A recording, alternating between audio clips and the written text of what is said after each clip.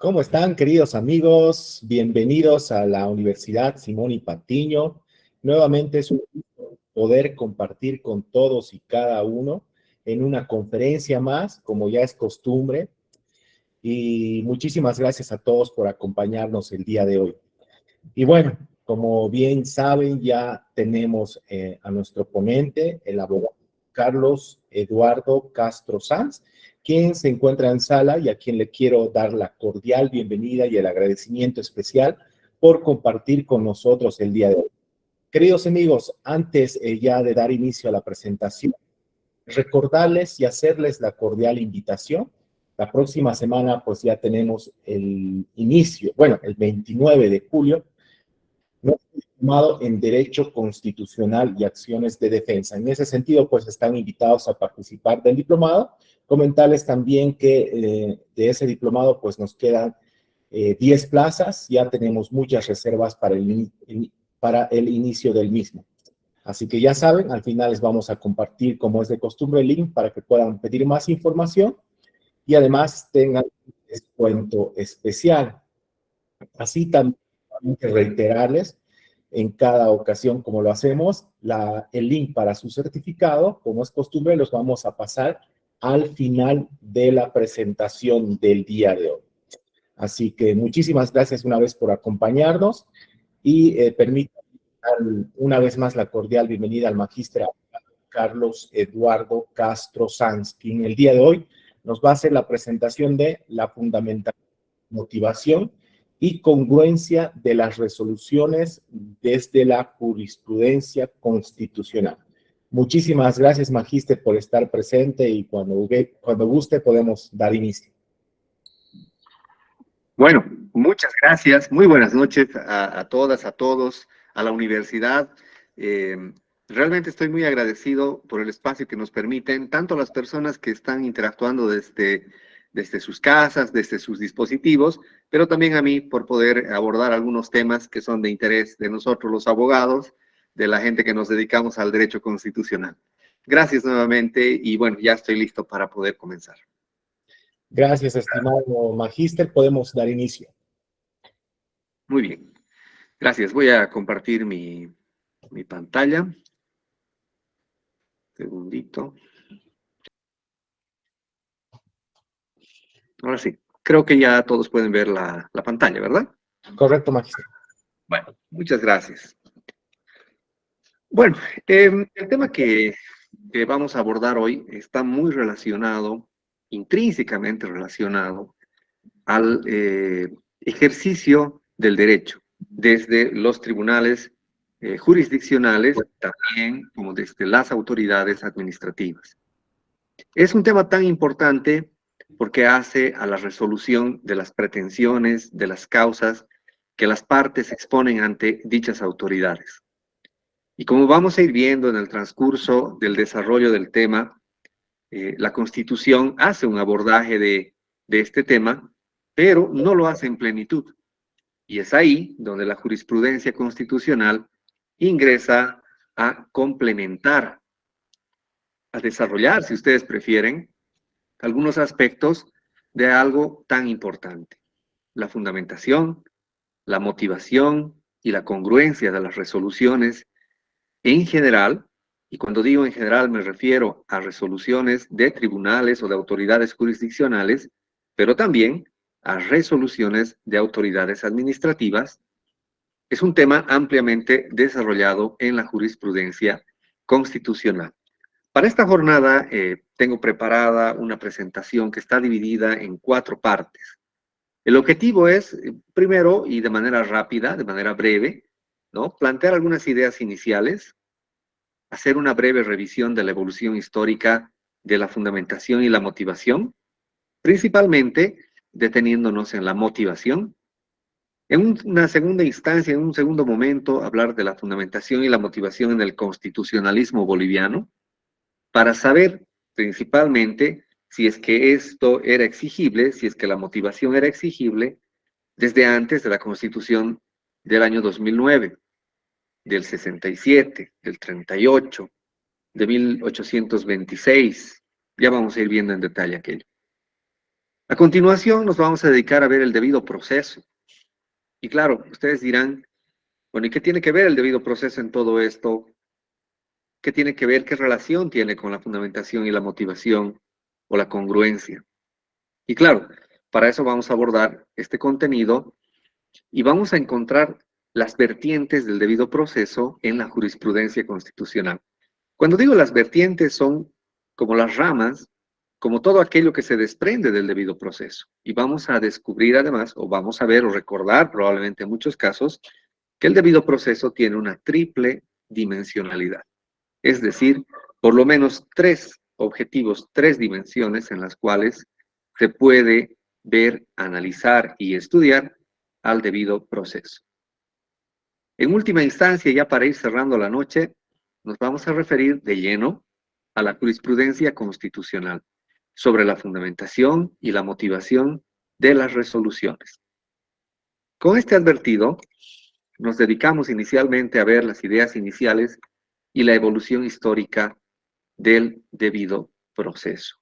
Hay una idea inicial que debemos manejar. Primero, que la fundamentación se basa principalmente en establecer la norma jurídica.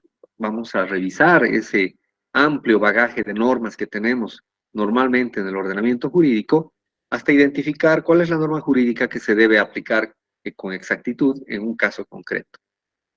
La fundamentación es eso, es encontrar ese basamento jurídico que bien puede ser normativo, puede ser doctrinal, puede remitirnos a la jurisprudencia de nuestro país, ordinaria, constitucional, o puede también remitirnos a disposiciones del bloque de constitucionalidad, de los tratados y los convenios en materia de derechos humanos, y al mismo tiempo a decisiones de las instancias de protección o del sistema interamericano de protección de derechos humanos.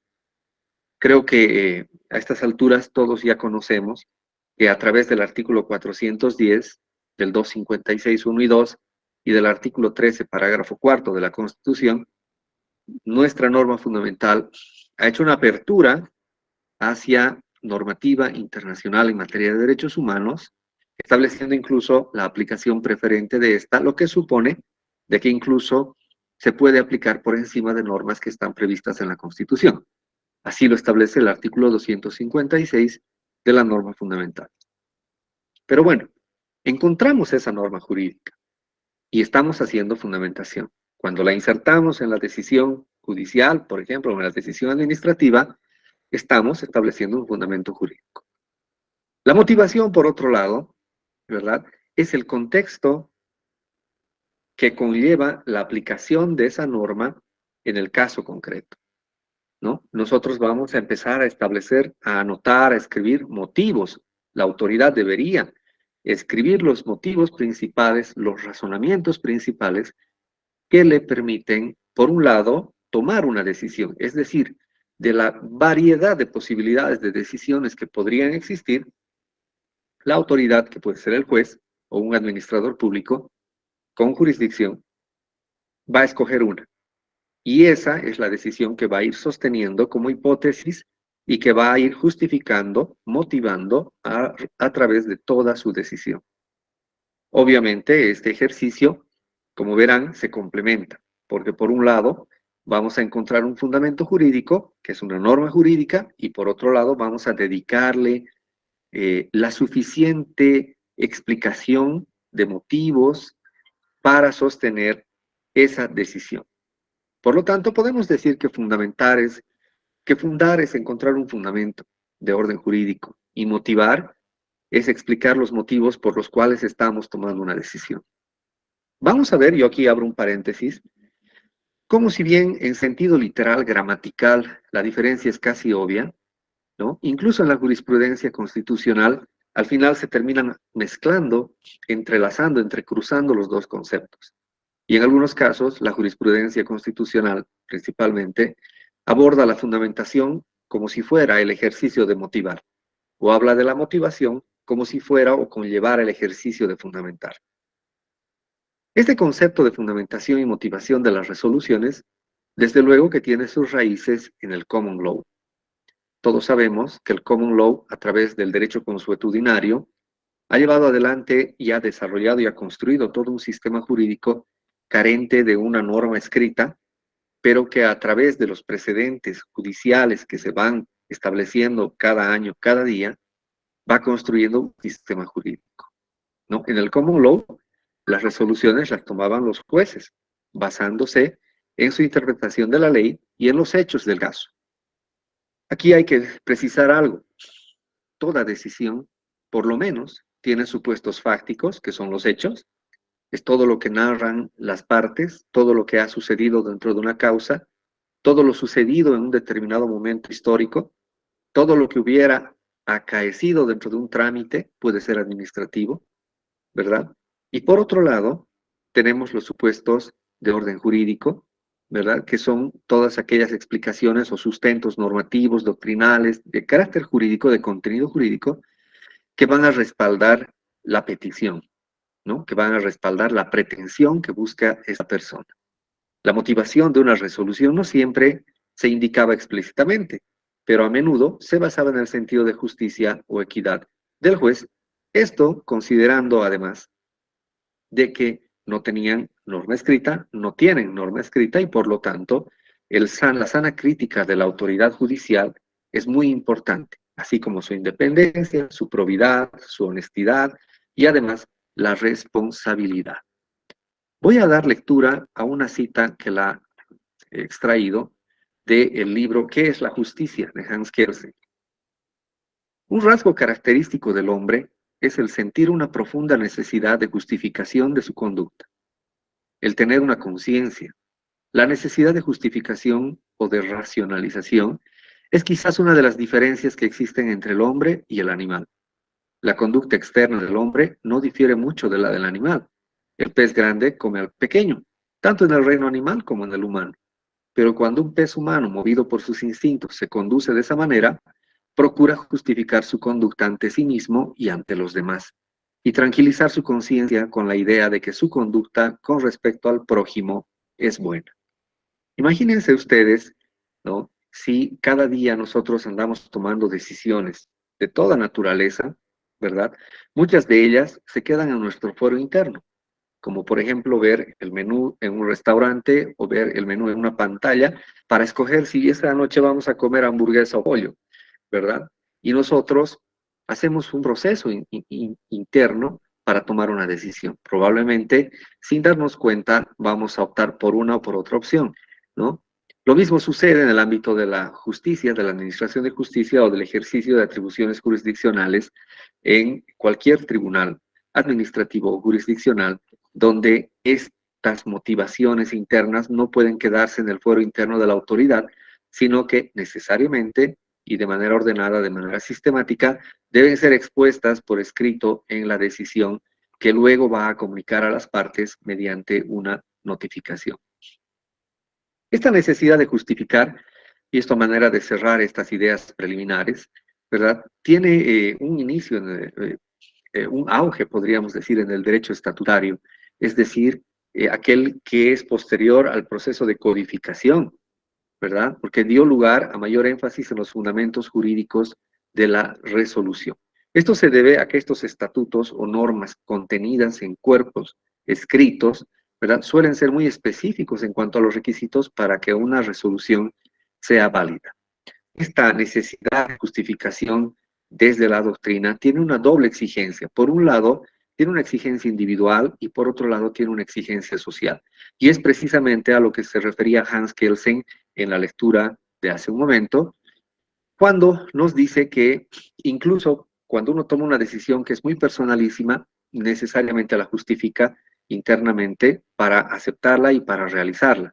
Y lo propio sucede cuando esa decisión o ese acto o manifiesto trasciende y genera consecuencias en los demás, ¿no? Si uno va a realizar una acción que genera una consecuencia en los demás, como por ejemplo dirimir un conflicto jurisdiccional, conflicto interpartes, entonces con mayor razón tiene que cumplir con esta exigencia social, de manera que su decisión por lo menos sea entendible, y mejor aún si es aceptada por las partes. Los estados, desde la antigüedad y en la Edad Media, no explicaban su proceder.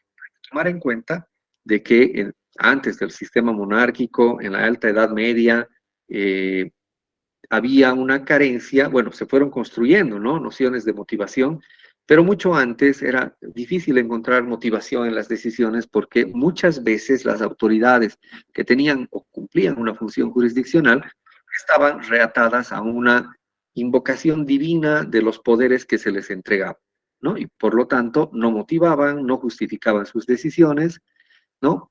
Pero aparece una categoría especial de funcionarios, que son los jueces, a los que sí progresivamente se les obliga a motivar, ¿no? Una prueba de aquello vamos a encontrar en el Corpus Juris Civile de Justiniano, en la Roma antigua, ¿verdad? Cómo progresivamente los estados han visto la necesidad de que sus jueces puedan empezar por lo menos a explicarle a la gente por qué toman una decisión. En el caso del derecho estatutario, del common law o del derecho por equidad, los jueces ingleses hacían una justificación para que el derecho sea eficaz y sea justo, ¿no? Es decir, trataban de responder a la realidad social del lugar donde estaban aplicando derecho o donde estaban resolviendo un conflicto o controversia, ¿no?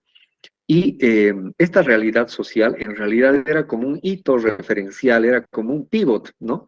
Para todos ellos, de manera que los jueces puedan responder a las expectativas de las personas que estaban esperando su decisión.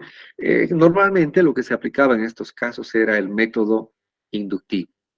Hay un caso bastante célebre, el caso del juez Edward Cook, en el caso Bonhams, en el Bonhams Case, ¿no? Sobre la facultad judicial de la revisión de las leyes del Parlamento bajo la idea de principios superiores de derecho y justicia, que la ley no debe contravenir, ¿no? Estamos hablando del principio de interpretación legal. Probablemente es uno de los casos más antiguos en los cuales, a través de una motivación exigua, detenida, minuciosa, un juez, en este caso el juez Edward Cook, se anima a cuestionar una ley emitida por el Parlamento, ¿no? Todos sabemos que en el régimen constitucional o régimen normativo inglés, el Parlamento tiene un poder superior incluso al del primer ministro. Entonces, cuestionar una ley del Parlamento realmente era un acto de heroísmo, ¿no? Institucional, pero con un fin muy noble, que era encontrar una rectitud, una corrección de la forma en la cual se estaba aplicando el derecho hasta ese momento.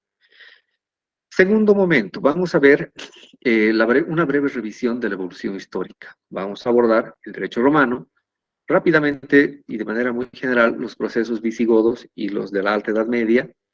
Vamos a hacer una pequeña revisión de la visión, en realidad, de Michele Tarufo sobre el desarrollo o la importancia que le fueron dando a la motivación Italia, Francia, Prusia, y finalmente una etapa de la monarquía católica.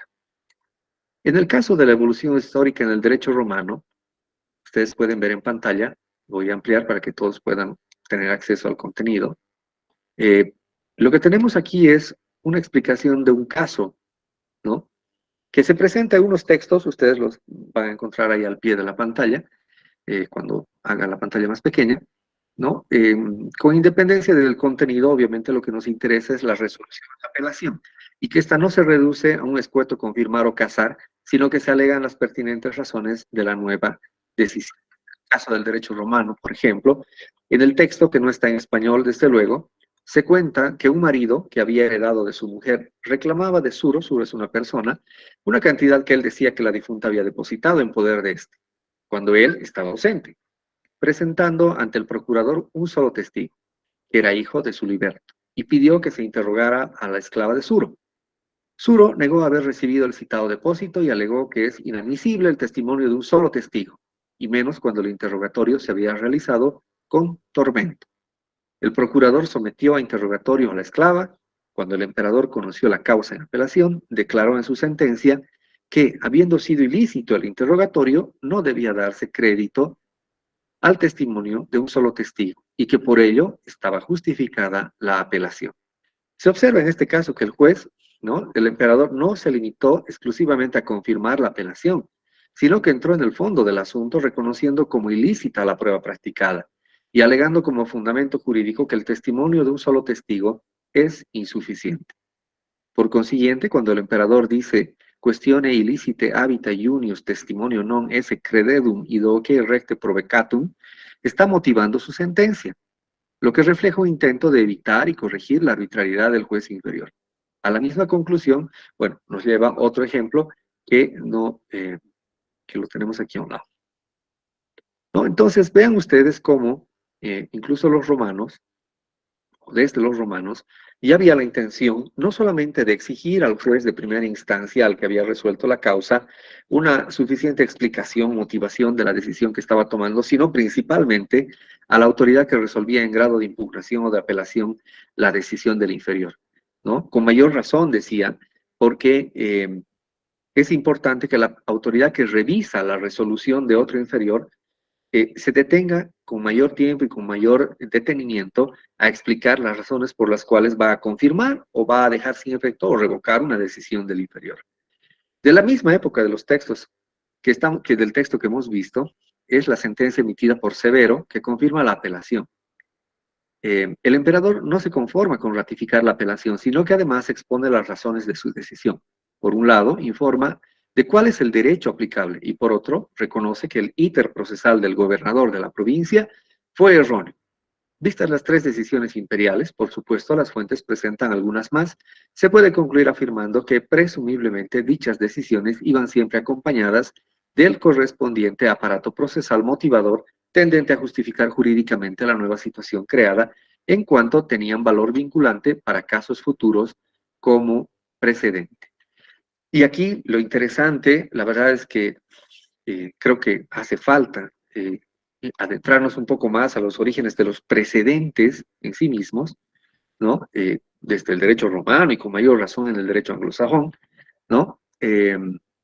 Para poder comprender de que la construcción del derecho, ¿no? No siempre estuvo en manos de los legisladores, ¿no? Sino que más bien son los jueces los que, en cierta forma, le han ido dando esa mano, esa obra fina, digamos, a todo lo que se tenía dentro de un cuerpo o de un ordenamiento jurídico. La fuente la tienen ahí al pie, es Alfonso Murillo, la motivación de la sentencia en el proceso civil romano en las páginas 43 y 44. Entonces, el derecho romano, no solamente en el ámbito del estudio del derecho civil o de la introducción al derecho o de la filosofía del derecho, es útil, sino también vean ustedes cómo desde el punto de vista constitucional podemos seguir remitiéndonos al derecho romano para encontrar algunas respuestas a los temas que nos toca abordar. En los procesos visigodos y alto medievales o de la Edad Media, de la Alta Edad Media, encontramos, por ejemplo, las fazañas o ejemplos de la región de Castilla la Vieja, que no son más que sentencias judiciales motivadas. Las fazañas en realidad eran juicios de albedrío que resolvían pleitos por usos y costumbres, siempre respondiendo a los usos y costumbres de las zonas donde los jueces estaban asentados, donde instruían las causas, donde administraban justicia, ¿no? Estas sentencias estaban dictadas en función de una libre interpretación de las costumbres jurídicas, lo que significa que había un arraigo muy profundo de los jueces a los lugares donde les tocaba administrar justicia. Es un estadio del desarrollo de las decisiones, de la emisión de resoluciones, guiado principalmente por la creación judicial del derecho. Y bueno, estas sentencias, para los lugares donde se emitían, constituían verdaderos precedentes, verdaderas sentencias para casos similares. En realidad, así es como se fue construyendo la jurisprudencia y cómo luego la jurisprudencia terminó resultando ser una fuente del derecho, ¿no? Ojalá en algún momento podamos destinar un curso o ustedes puedan tener la oportunidad de adentrarse en el derecho jurisprudencial, que en cierta forma es lo que continúa a partir de este momento, de esta revisión que vamos a hacer hoy, ¿no? Pero ya como una rama del derecho que está cada vez más vigente y que tiene mucho, pero mucho desarrollo.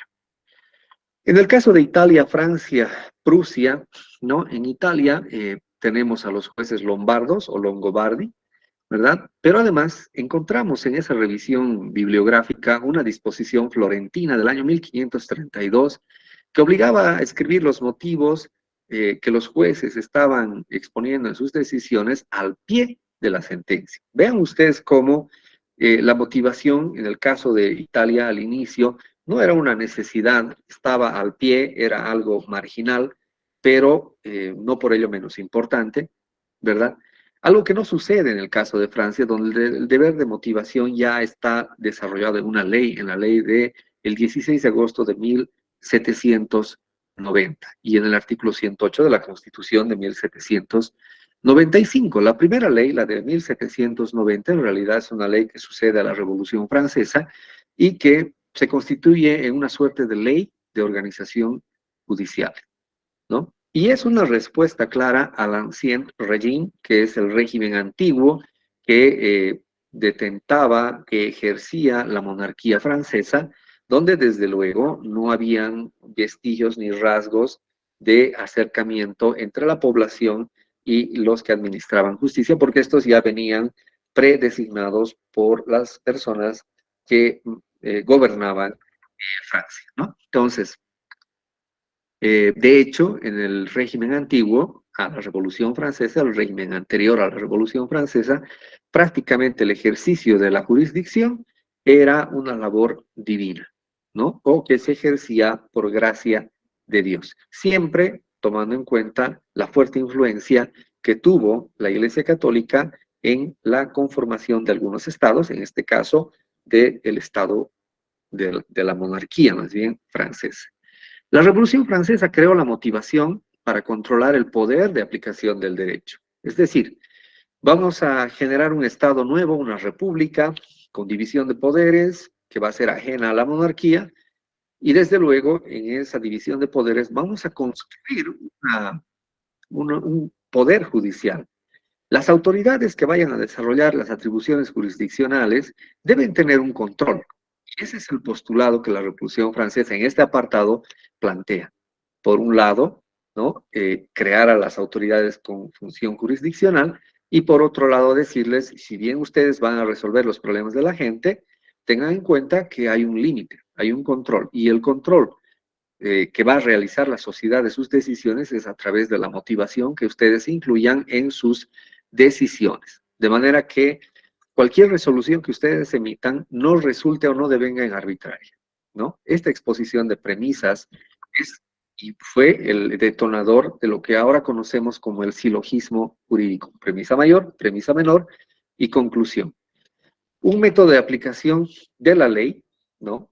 Bajo la lógica, la ley es dura, pero es la ley, bajo la lógica de que el juez es un aplicador de la ley, ¿verdad? Que por mucho tiempo ha permitido la construcción del que ahora podemos denominar como Estado legislado, que es, desde luego, diferente al Estado constitucional de derecho, que es algo a lo que vamos a llegar más allá, ¿no? Entonces, este Estado legislado, dedicado íntegramente a la protección de la Constitución, pero principalmente al cumplimiento de la ley, ¿no? Se manejaba bajo cánones en cuanto hace a las resoluciones de exposición de motivos, y esta exposición se realizaba a través de un silogismo sencillo, que era casi matemático o pretendía ser muy exacto para poder aplicar la ley de manera exacta o precisa. En Prusia, hay que tomar en cuenta el ejemplo de Prusia, y lo he escogido muy a propósito, ¿no? Porque la motivación surge por la obligación de escribir las razones de la decisión para las partes. Pero en realidad, obviamente, muy de la mano de la lógica prusiana, germana, ¿no? Encontramos que lo hacen a partir de una necesidad de racionalidad técnica del sistema de gobierno prusiano.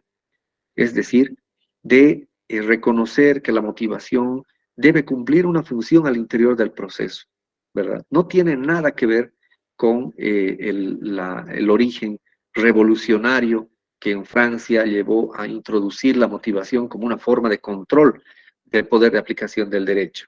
En este caso, los prusianos lo hacen bajo un criterio de orden, de necesidad de que se pueda reconocer en una resolución el lugar específico donde el juez está exponiendo sus motivos y, desde luego, con la esperanza de que estos convenzan a las partes.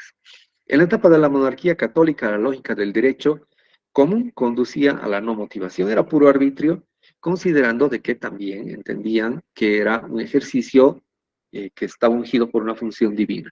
En Castilla, por ejemplo, en España, La garantía de la decisión estaba en la persona y no en los motivos. Es decir, construir la imagen del juez como un juez probo, un juez recto, un juez serio, un juez intachable, era muy importante porque en realidad la legitimidad de la decisión no recaía en los motivos o en lo que se esgrimía en las resoluciones judiciales o administrativas, sino en la calidad de la persona que emitía esa resolución, ¿no? Por lo tanto, hablar de una motivación en ese preciso momento era prácticamente imposible. Esto estaba respaldado por ordenanzas de los reyes católicos del año 1489. Los jueces, como decíamos, actuaban como reyes. Tenían que ser el ejemplo de su sociedad, ¿no? Y sobre todo ser el ejemplo para los jueces inferiores. Hay algunas cosas que los jueces tenían que evitar en su conducta personal y en el ejercicio diario de sus atribuciones. Tendencias naturales, como por ejemplo las puede tener cualquier persona al festejo, al consumo de bebidas, ¿no? Al ocio probablemente, ¿no? Estaban obligados a escapar de ceremonias, de ritos sociales, tenían que demostrar firmeza, ser hieráticos, cautelosos, hirsutos, circunspectos, silenciosos, prácticamente una especie de ermitaños, ¿no? Pero en el sentido de lograr una buena imagen para los demás, porque solo así podían solventar la justicia de sus decisiones. La monarquía fomentó la ajenidad social de los magistrados. Los jueces, además, no eran del lugar, es decir, no los designaban en el lugar donde vivían o donde habían nacido. Eran trasladados a otros lugares donde desempeñaban sus funciones. Tenían una vivienda pagada y trabajaban en un lugar que se llamaba la audiencia, que era como el juzgado, donde cumplían funciones y además eran sancionados en caso de no cumplir todas aquellas otras obligaciones a las que nos hemos referido anteriormente. Emitían, como se debe esperar, ¿no? Bajo la descripción que hago, emitían un voto secreto e inopinado. Es decir, nadie conocía por qué había tomado esa decisión. El íter lógico que el juez había seguido, la norma que él había decidido aplicar, ¿no? Simplemente él tomaba la decisión, la transmitía a los demás y los demás decían, el juez ha hablado y listo, el conflicto ya estaba resuelto. La idea era que el juez no necesariamente sea imparcial, sino que principalmente deba parecer imparcial. Y me imagino que a partir de ahí las decisiones que tomaban también podían haber sido muy cuestionables. En esta segunda parte, y luego de fijar algunas ideas principales, de hacer una pequeña revisión de cómo se van construyendo y de poder anotar algunos elementos de la fundamentación, motivación, congruencia de las resoluciones a través de la historia, entramos a ver la fundamentación y motivación en el constitucionalismo boliviano. Cuando hablamos del constitucionalismo boliviano, estamos hablando de la historia constitucional boliviana, del desarrollo normativo que en Bolivia ha habido en los diferentes textos fundamentales que hemos tenido en Bolivia, ¿no? El abordaje de la fundamentación, motivación y congruencia de las resoluciones, ¿no? Principalmente nace a raíz del debido proceso. Y esto se va a ir entendiendo progresivamente. ¿Por qué nos remitimos al debido proceso y no entramos directamente a la fundamentación, a la motivación y a la congruencia como probablemente lo hacemos ahora? En la Constitución del año 1826, encontramos en el capítulo 5 de la primera norma fundamental un apartado sobre administración de justicia. En el artículo 125 la descripción es: en las causas criminales el juzgamiento será público, reconocido el hecho y declarado por jurados cuando se establezcan, y la ley aplicada por los jueces. Cuando la norma fundamental se refiere y la ley aplicada por los jueces, nos está dando una pauta de que hay un ejercicio jurisdiccional de parte de la autoridad jurisdiccional, de la autoridad judicial, ¿no? Y es lo único que tenemos. Asumimos de que los jueces, al igual que en España, en Castilla, tenían que trabajar en la audiencia y tenían que resolver las causas que eran puestas en su conocimiento. Y en ese ejercicio tenían que escuchar a las partes y tenían que tomar una decisión.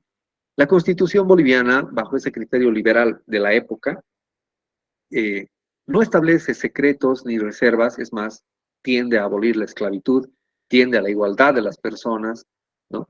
Por lo tanto, podríamos pensar de que los jueces en realidad explicaban sus decisiones, por lo menos los motivos principales que los llevaban a tomar una decisión y que resultaban de la aplicación de la ley, ¿no? Que resultaban de la aplicación de la ley. Más aún, tomando en cuenta que las causas criminales por excelencia, estamos hablando del derecho penal primigenio, antiguo, ¿no? Debían ser realizadas, sustanciadas en procesos públicos, ¿no? Entonces, tenemos suficientes elementos para deducir que había una suerte de motivación. Todos sabemos que después de la Constitución del año 1826 en Bolivia, ¿no? Se aprueba el año 1831 y 1834 los códigos Santa Cruz, se hace una modificación de la Constitución, se le da mayor institucionalidad a la naciente todavía República Boliviana, ¿no? Y de la mano del mariscal Santa Cruz se hace una complementación, podríamos decir, a el apartado que la norma fundamental le dedicaba al Poder Judicial, ¿no? En este caso ya era el título séptimo, el capítulo primero y las atribuciones de este poder. En el artículo 108, la norma fundamental de 1831 establecía que el gobierno y los tribunales no podrían en ningún caso alterar ni dispensar los trámites y fórmulas que prescribieran las leyes en las diversas clases de juicios. Si la Constitución establece una obligación para los jueces para que estos no distorsionen, no cambien el sentido de la Constitución, no cambien el sentido de la ley, ¿no? En cualquier juicio que sea de su conocimiento, entonces, con mayor razón, estaban obligados a motivar, a exponer aquellos elementos centrales que los llevaban a tomar una decisión. En el caso de la Constitución de 1938, este es también relevante porque sabemos todos que la Constitución del año 38 ha dado origen a una etapa del constitucionalismo social, ¿no? En el artículo 15 y en el artículo 16 se habla de motivación, especialmente cuando se establece la inviolabilidad de la correspondencia epistolar y los papeles privados, los cuales no podrán ser ocupados, sino en los casos determinados por las leyes y en virtud de orden escrita y motivada de autoridad competente. No producen efecto legal las cartas ni papeles privados que fueren violados o sustraídos. Como verán ustedes, la orden de autoridad competente no solamente tenía que estar escrita, sino también tenía que estar debidamente motivada. Solo así, sí y solo sí, podríamos decir, podía hacerse una excepción a esa inviolabilidad de la correspondencia, ¿verdad? De la correspondencia epistolar y de los papeles privados. Y por otro lado, bajo la premisa de que toda casa es un asilo inviolable, de noche no se puede entrar en ella sin consentimiento del que lo habita, y de día solo se franqueará la entrada a requisición escrita y motivada de la autoridad competente, salvo el caso de delito infraganti. Nuevamente, la norma fundamental establece una condición para los jueces, para las autoridades judiciales, para motivar esa orden que le va a permitir a un funcionario competente a ingresar a un domicilio. Esa orden tiene que tener los motivos que llevan a derrotar la regla principal que estaba en el artículo 16 de la Constitución de 1938 y que reconocía que toda casa era un asilo inviolable, ¿no? Entonces vamos encontrando algunos vestigios, digamos, de la motivación en las constituciones bolivianas. Otro ejemplo es el artículo 20 y 21, que prácticamente replican lo que habíamos visto en la Constitución del 38, exigiendo ese deber de motivación en órdenes escritas, ¿no? Para las autoridades competentes en los casos que ya hemos señalado. En el caso de la Constitución del 95 y del 94, se mantiene la misma regulación, prácticamente no hay variación, salvo la numeración de los artículos y algunas palabras más o menos que ya se vienen arrastrando desde la Constitución del año 38. En la Constitución del 2009 encontramos prácticamente la misma regulación en el artículo 25, ¿verdad? Especialmente sobre la inviolabilidad de la correspondencia y el deber de motivación que tiene la autoridad judicial competente en caso de hacer una excepción a esa inviolabilidad que venimos señalando. En el artículo 117 ya la Constitución nos habla del debido proceso, ¿verdad? Y a tiempo de establecer que ninguna persona puede ser condenada sin haber sido oída y juzgada previamente en un debido proceso. Y que nadie sufrirá sanción penal que no haya sido impuesta por autoridad judicial competente en sentencia ejecutoriada. En este caso, lo que estamos encontrando acá es un primer vestigio del debido proceso a partir del debido proceso como garantía, ¿no?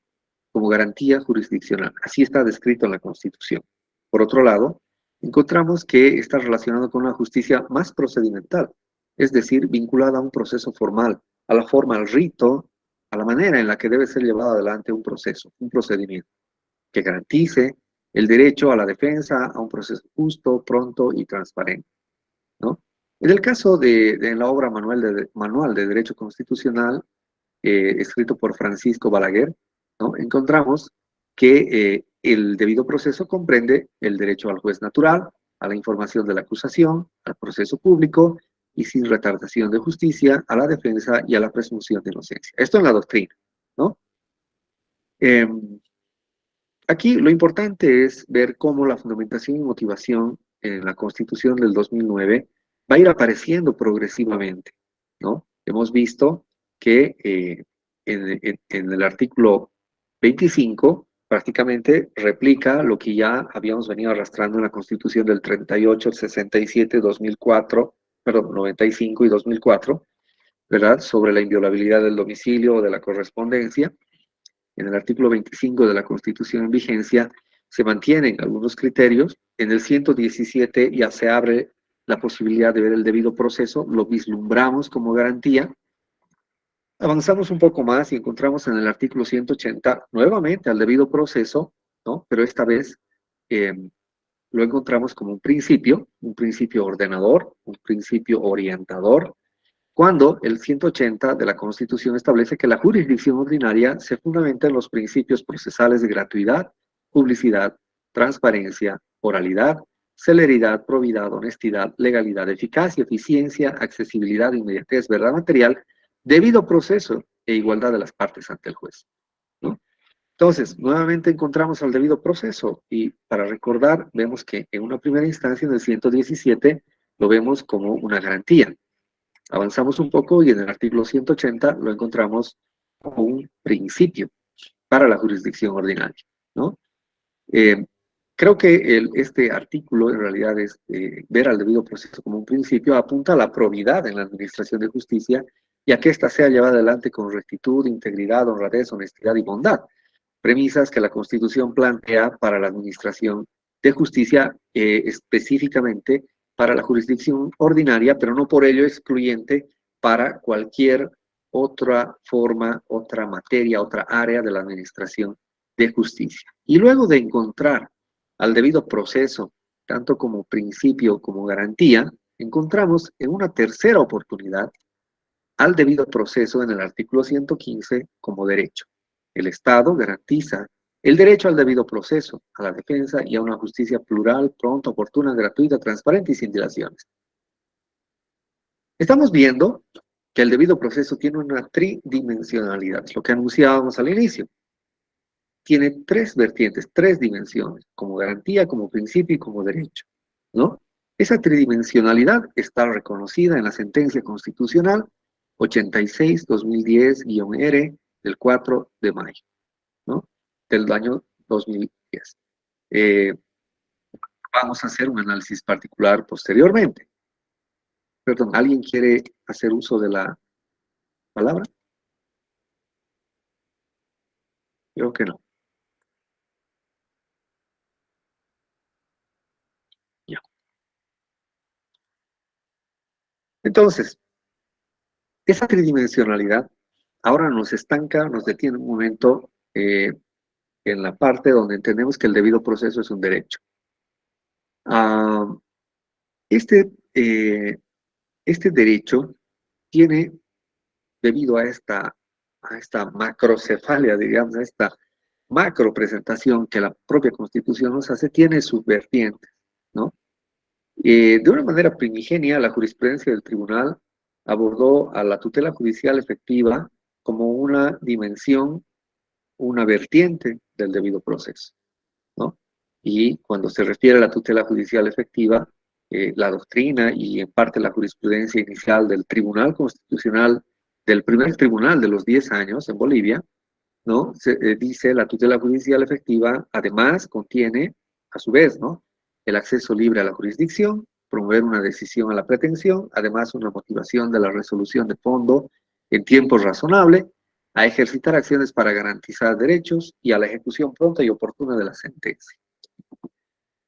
Las sentencias del Tribunal Constitucional Español, 22 del año 94 y 32 del año 96, además añaden de que se debe lograr la convicción de las partes en el proceso sobre la justicia y la corrección de la decisión y mostrar públicamente el esfuerzo realizado por el órgano judicial para garantizar una decisión carente de arbitrariedad. Este artículo 115, especialmente este artículo 115, tiene un tratamiento en la Asamblea Constituyente. El artículo 29, que se refería a las garantías del debido proceso, ¿no? Que forma parte del informe de minoría de la Asamblea Constituyente Boliviana, estableció. Así decía el artículo 29, que tenía el nomen juris de garantías del debido proceso. El Estado garantiza en forma ineludible los principios de legalidad, jerarquía normativa, publicidad y seguridad jurídica, así como la sanción a la arbitrariedad de las autoridades, funcionarios y agentes públicos que violen estos principios constitucionales, ¿no?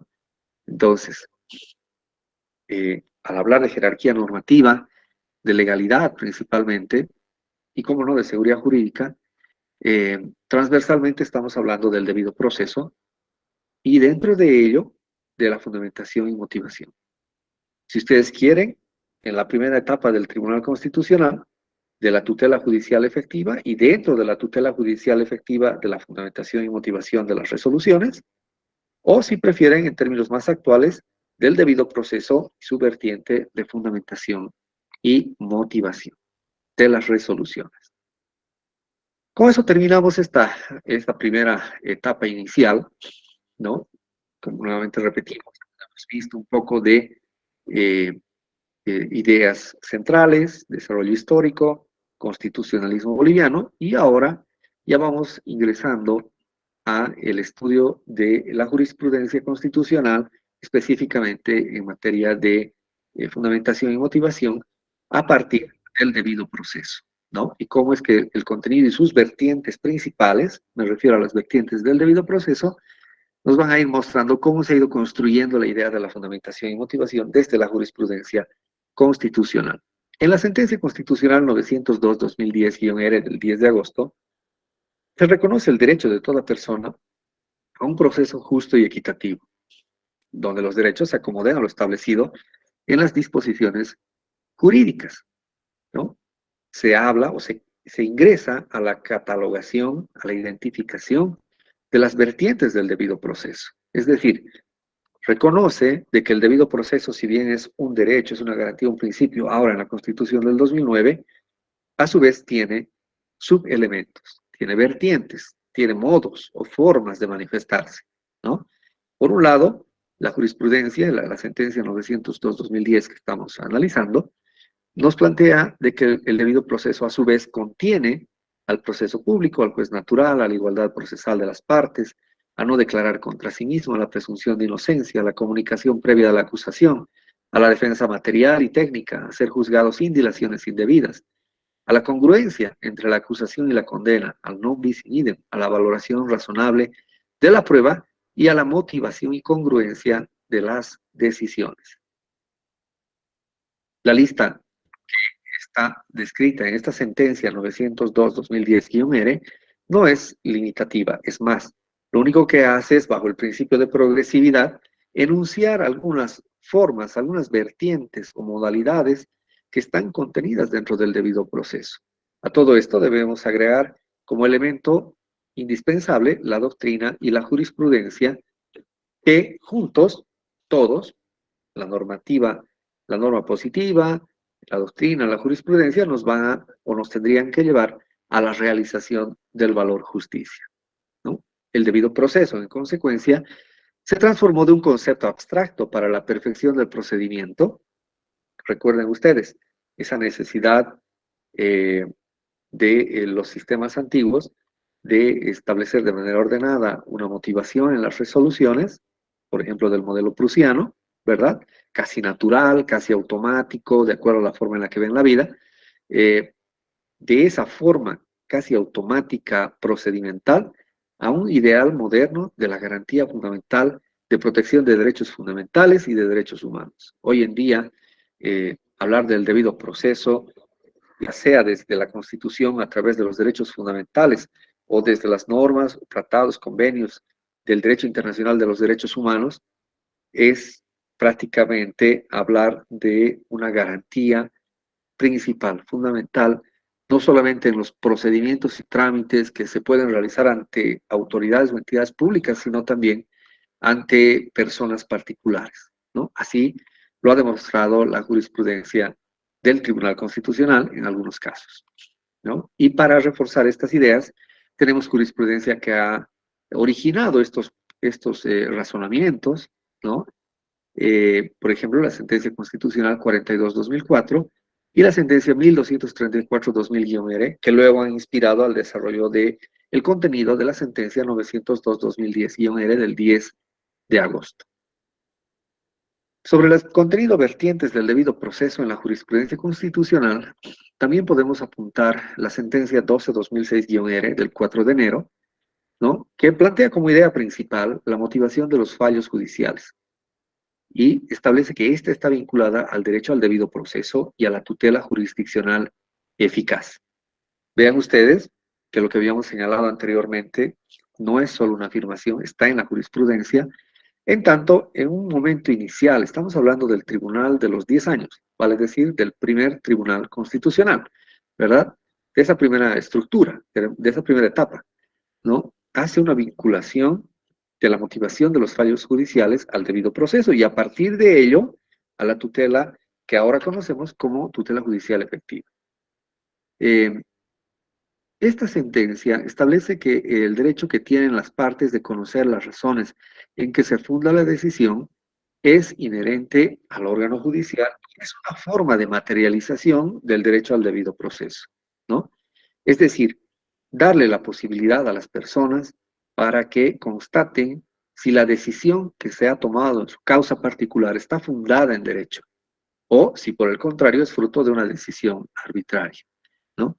Esto no supone que las decisiones jurisdiccionales tengan que ser exhaustivas o ampulosas, es decir, y para ser más coloquiales, más gráficos, uno no necesita llenar páginas y páginas de fundamentos, copiar normativa, hacer extracción de partes íntegras de la jurisprudencia, transcribir doctrina para pretender motivar adecuadamente la decisión. No es necesario.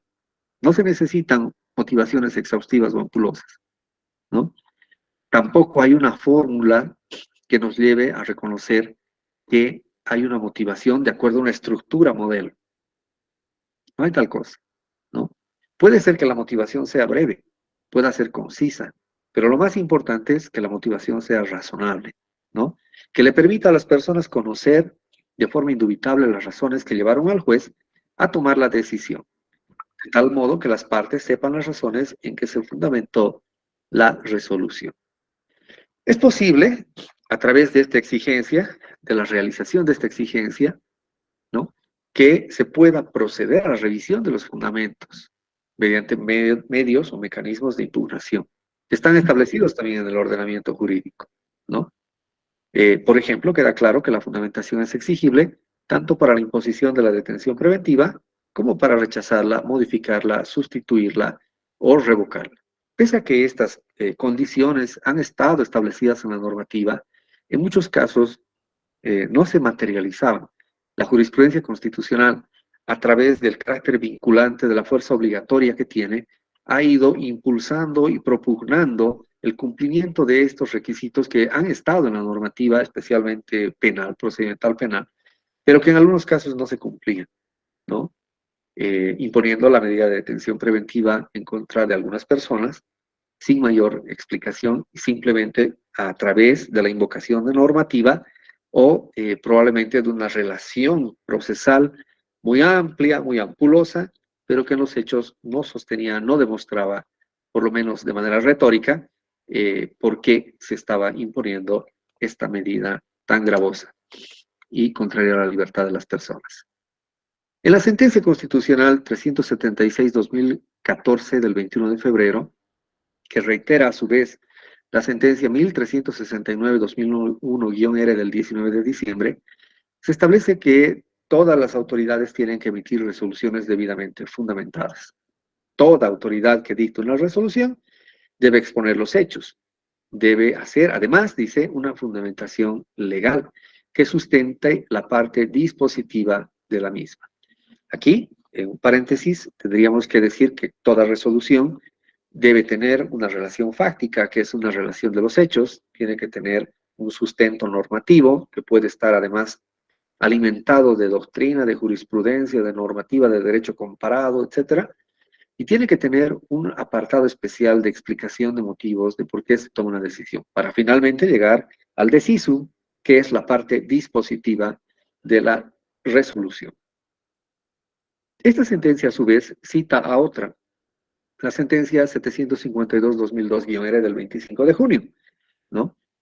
Que establece una condición y también una advertencia. Cuando el juez omite la motivación de una resolución, no solo suprime una parte estructural de la misma, sino también en los hechos toma una decisión de hecho, no de derecho, que vulnera de manera flagrante el citado derecho que permite a las partes conocer cuáles son las razones para que se declare tal o cual sentido, es decir, la ratio decidendi, ¿no?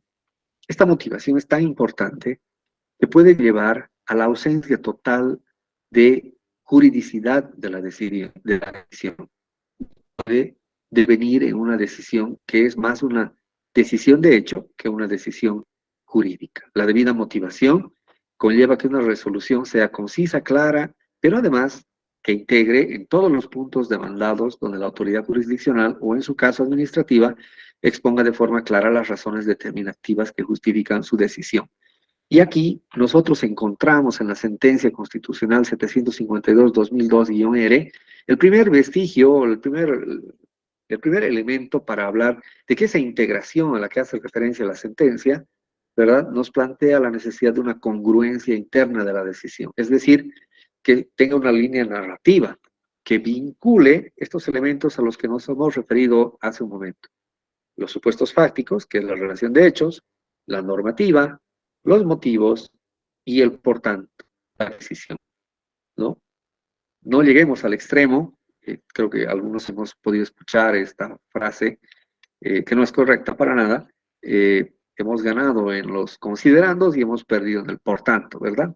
Eso es una muestra clara de falta de congruencia interna de la decisión, ¿no? Y eso, como vean, como estamos viendo, no está permitido, no está dentro del alcance de una correcta fundamentación, motivación y congruencia de la decisión. Toda resolución, ¿no?, debe estar suficientemente motivada, debe exponer con claridad las razones y por consiguiente los fundamentos legales.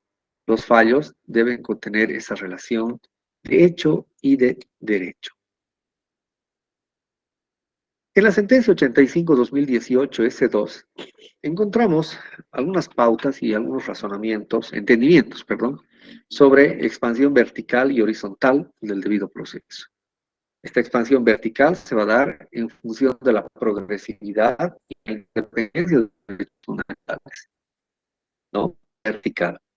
Y la horizontal, a través de una irradiación, a través de todos los órganos públicos y privados, como si todos tuvieran una igual jerarquía, pero más allá de eso, obligándolos a que la fundamentación, motivación y congruencia en sus decisiones sea efectiva, ¿no? De hecho, el Estado constitucional de derecho, la idea, la noción del Estado constitucional de derecho conlleva la protección amplia de derechos fundamentales.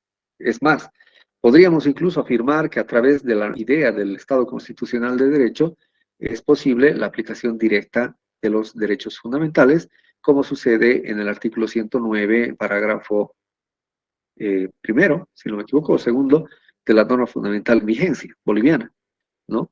Y si eso lo complementamos con el artículo 3, parágrafo cuarto de la Constitución, tenemos por lo menos uno de los elementos del Estado constitucional de derecho, más allá de que el Estado boliviano sea un Estado plurinacional, ¿no? El Estado constitucional de derecho, esto también en un paréntesis, se nutre o se puede identificar a través del amplio catálogo de derechos, de tener una entidad encargada de manera especializada del control de constitucionalidad, de la vigencia de la supremacía de la Constitución, de que además tiene una norma fundamental de carácter rígido, es decir, de difícil modificación de su texto, ¿no? Y bueno, principalmente de la aplicación directa de los derechos fundamentales que están consagrados en la Constitución. A eso podemos añadir inclusive la integración al bloque de constitucionalidad dentro de la norma fundamental.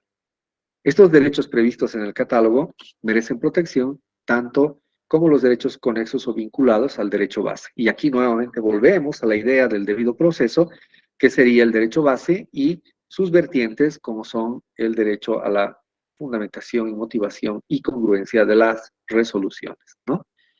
Dentro del debido proceso. El debido proceso debe ser aplicado en todas las áreas, no hay excepción.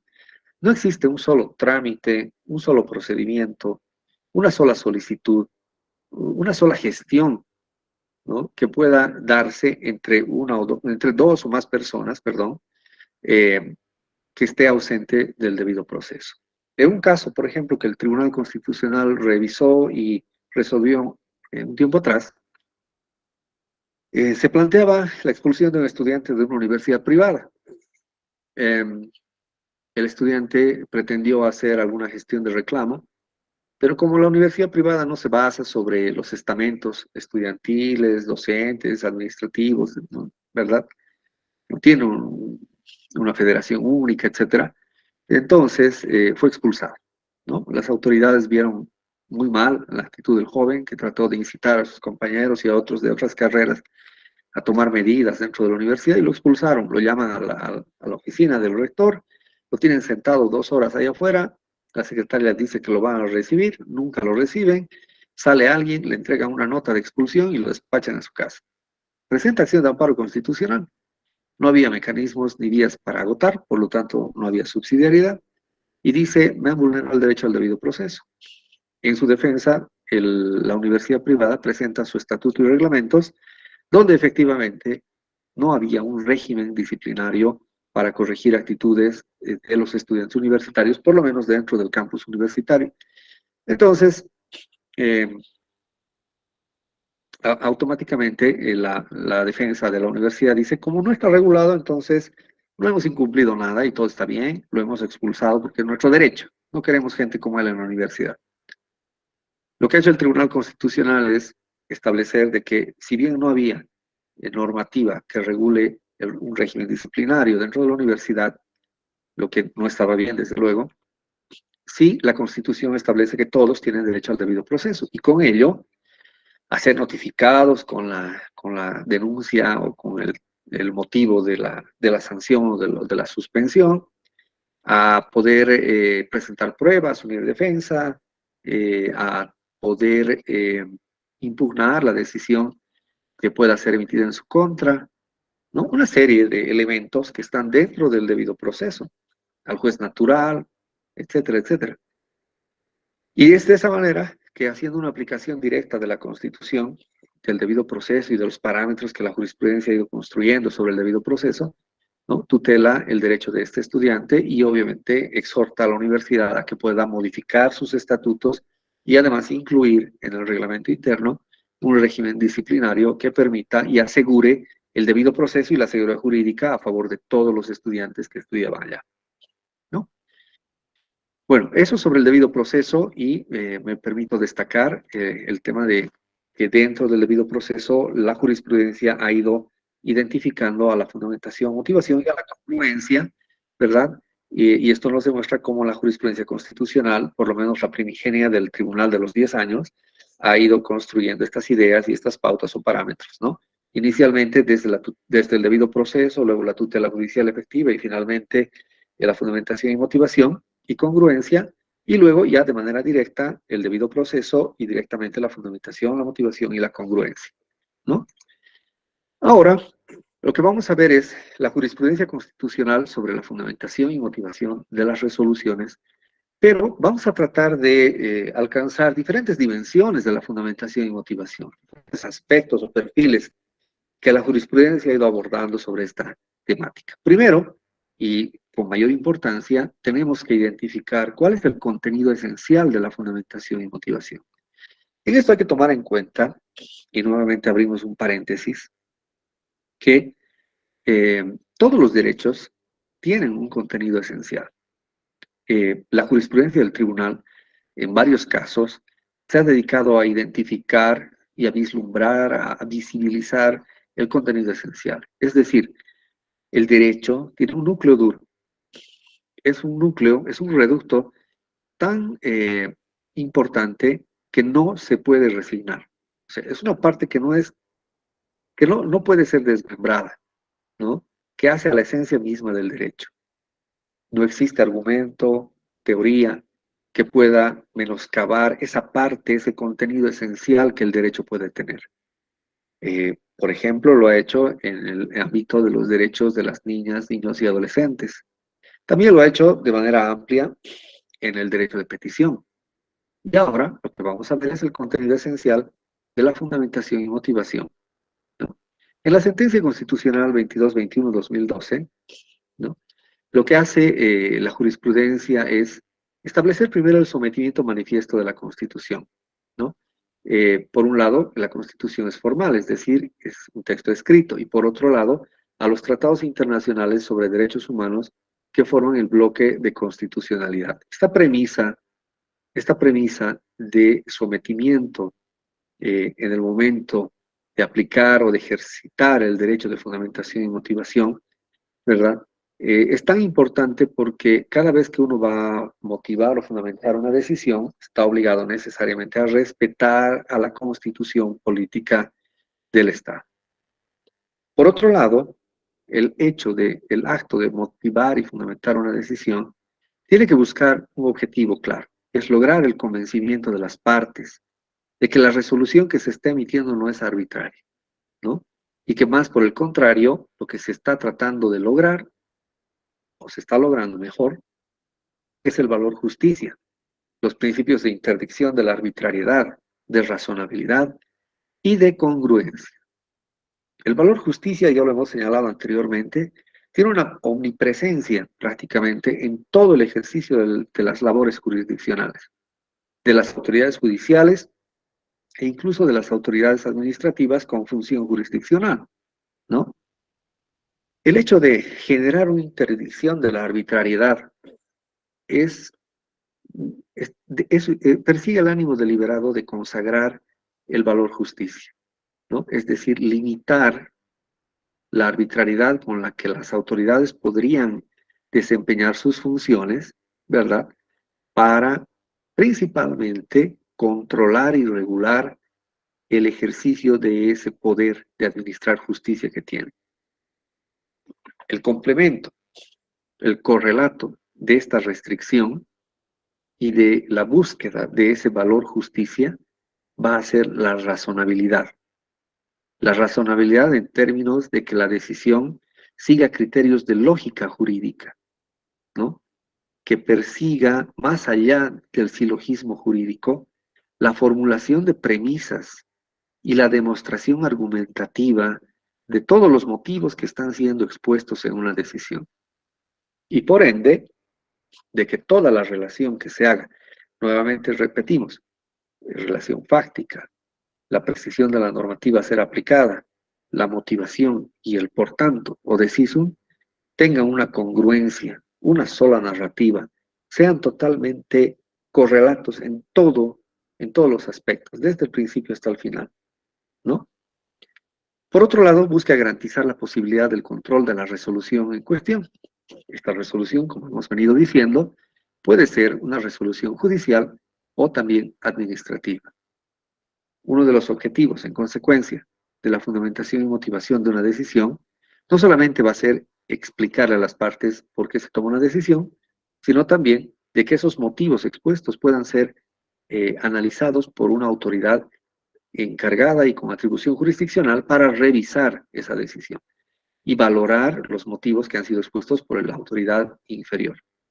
También busca la finalidad de permitir el control de la actividad jurisdiccional o la actividad decisoria de todo órgano o persona. Aquí incluimos a los particulares, como en el caso de la universidad privada en la que yo les refería, de que se echó una aplicación directa del derecho al debido proceso, ¿no? No importa si es pública o privada, en consecuencia, ¿no ve? Lo que necesitamos es darle un convencimiento a la opinión pública, a las partes principalmente, y al mismo tiempo asegurar de que la decisión está bien fundamentada y motivada y que esos motivos que han sido expuestos, cuando sean revisados por una autoridad superior, puedan ser confirmados, ¿no? En ese sentido, la arbitrariedad a la que referíamos inicialmente, de la que no queremos, de la que nos queremos escapar cuando empezamos a fundamentar y motivar, ¿verdad? Supone una decisión sin motivación, una decisión con motivación arbitraria o una motivación insuficiente. Creo que en la vida, en el ejercicio profesional y en la vida misma, muchas veces hemos tenido o hemos recibido respuestas sin motivación.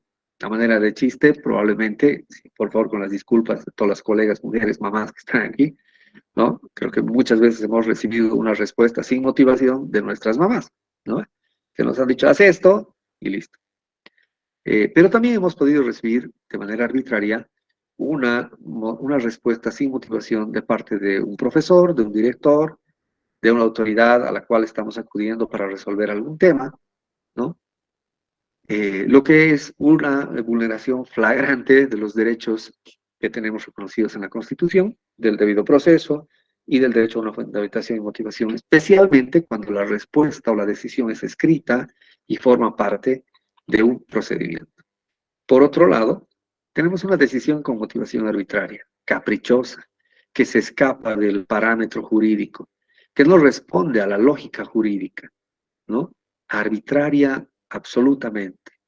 Cuando, por ejemplo, quieren aplicar una norma de manera solapada, no siguiendo los criterios lógicos del derecho, ¿no? Y estirando los fundamentos para convertir al mejor estilo de los sofistas lo que no es cierto en verdad, ¿no? Y por otro lado, tenemos una motivación insuficiente porque si bien la autoridad trata de abordar de manera ordenada los motivos de nuestra solicitud o de nuestra impugnación en los hechos, se olvida de resolver algunos temas, se olvida de explicar por qué toma una decisión en determinados aspectos y por lo tanto esto deviene en una motivación insuficiente. Por ejemplo, cuando vamos a la jefatura del trabajo a obtener una resolución de protección de derechos laborales, es decir, una combinatoria, por ejemplo, para la reincorporación laboral, y nosotros en la solicitud le decimos, señor jefe del trabajo, por favor, además, páguenme los sueldos de vengados, porque resulta que desde el momento en el que me han despedido injustificadamente, no he percibido sueldo y tengo una persona con discapacidad bajo mi dependencia. Una penosa situación, pero que se presenta de manera regular en muchos lugares de Bolivia. La jefatura del trabajo me extiende la resolución de protección de derechos laborales, la combinatoria correspondiente, pero solamente dispone mi reincorporación a mi fuente de trabajo, porque encuentra que me han despedido injustificadamente y no dispone el pago de sueldos de vengados, ¿no? En ese caso, por ejemplo, estaríamos probablemente ante una motivación insuficiente que además ha devenido en una omisión de responder a uno de los elementos de mi petición. En la sentencia 1631-2013 se hace una correlación, y cito esta sentencia además para no citar otras más donde se construye en la historia de la jurisprudencia constitucional una lógica en la cual se le exige a la parte accionante una serie de requisitos para poder cuestionar la fundamentación, motivación de las decisiones de los jueces o de las autoridades administrativas, lo que tal vez muchos ya han escuchado, se ha denominado como interpretación de la legalidad ordinaria. Pero bueno, esta sentencia 1631 de alguna manera contiene esto, lo encapsula y dice, bueno, ya no es necesario que las partes le enseñen a la justicia constitucional o le digan qué es lo que tiene que ver, ¿no? A manera de exigencia de argumentación. Y una valoración positiva de esta sentencia es que simplifica de alguna manera, garantizando un mayor acceso de las personas a la justicia constitucional, ¿no? A manera de fórmula, esta sentencia establece de que únicamente resulta exigible una precisa presentación por parte de los accionantes que muestre a la justicia constitucional de por qué la interpretación desarrollada por las autoridades vulnera derechos y garantías, ¿no? Y abre tres dimensiones en las cuales se puede ver el debido proceso a través de esta sentencia. Primero, dice, habrá vulneración específicamente cuando el derecho a una resolución congruente y motivada afecte materialmente al derecho al debido proceso y a los derechos fundamentales que se comprometen en función de tal determinación. Dos, o B, por una valoración probatoria que se aparta de los marcos de razonabilidad y equidad. Como ustedes saben, en Bolivia no tenemos prueba tasada, ¿no? Y por lo tanto nos regimos por márgenes de razonabilidad y equidad. Y C, por una incorrecta aplicación del ordenamiento jurídico que más allá de las implicancias dentro del proceso judicial o administrativo, lesiona derechos y garantías constitucionales.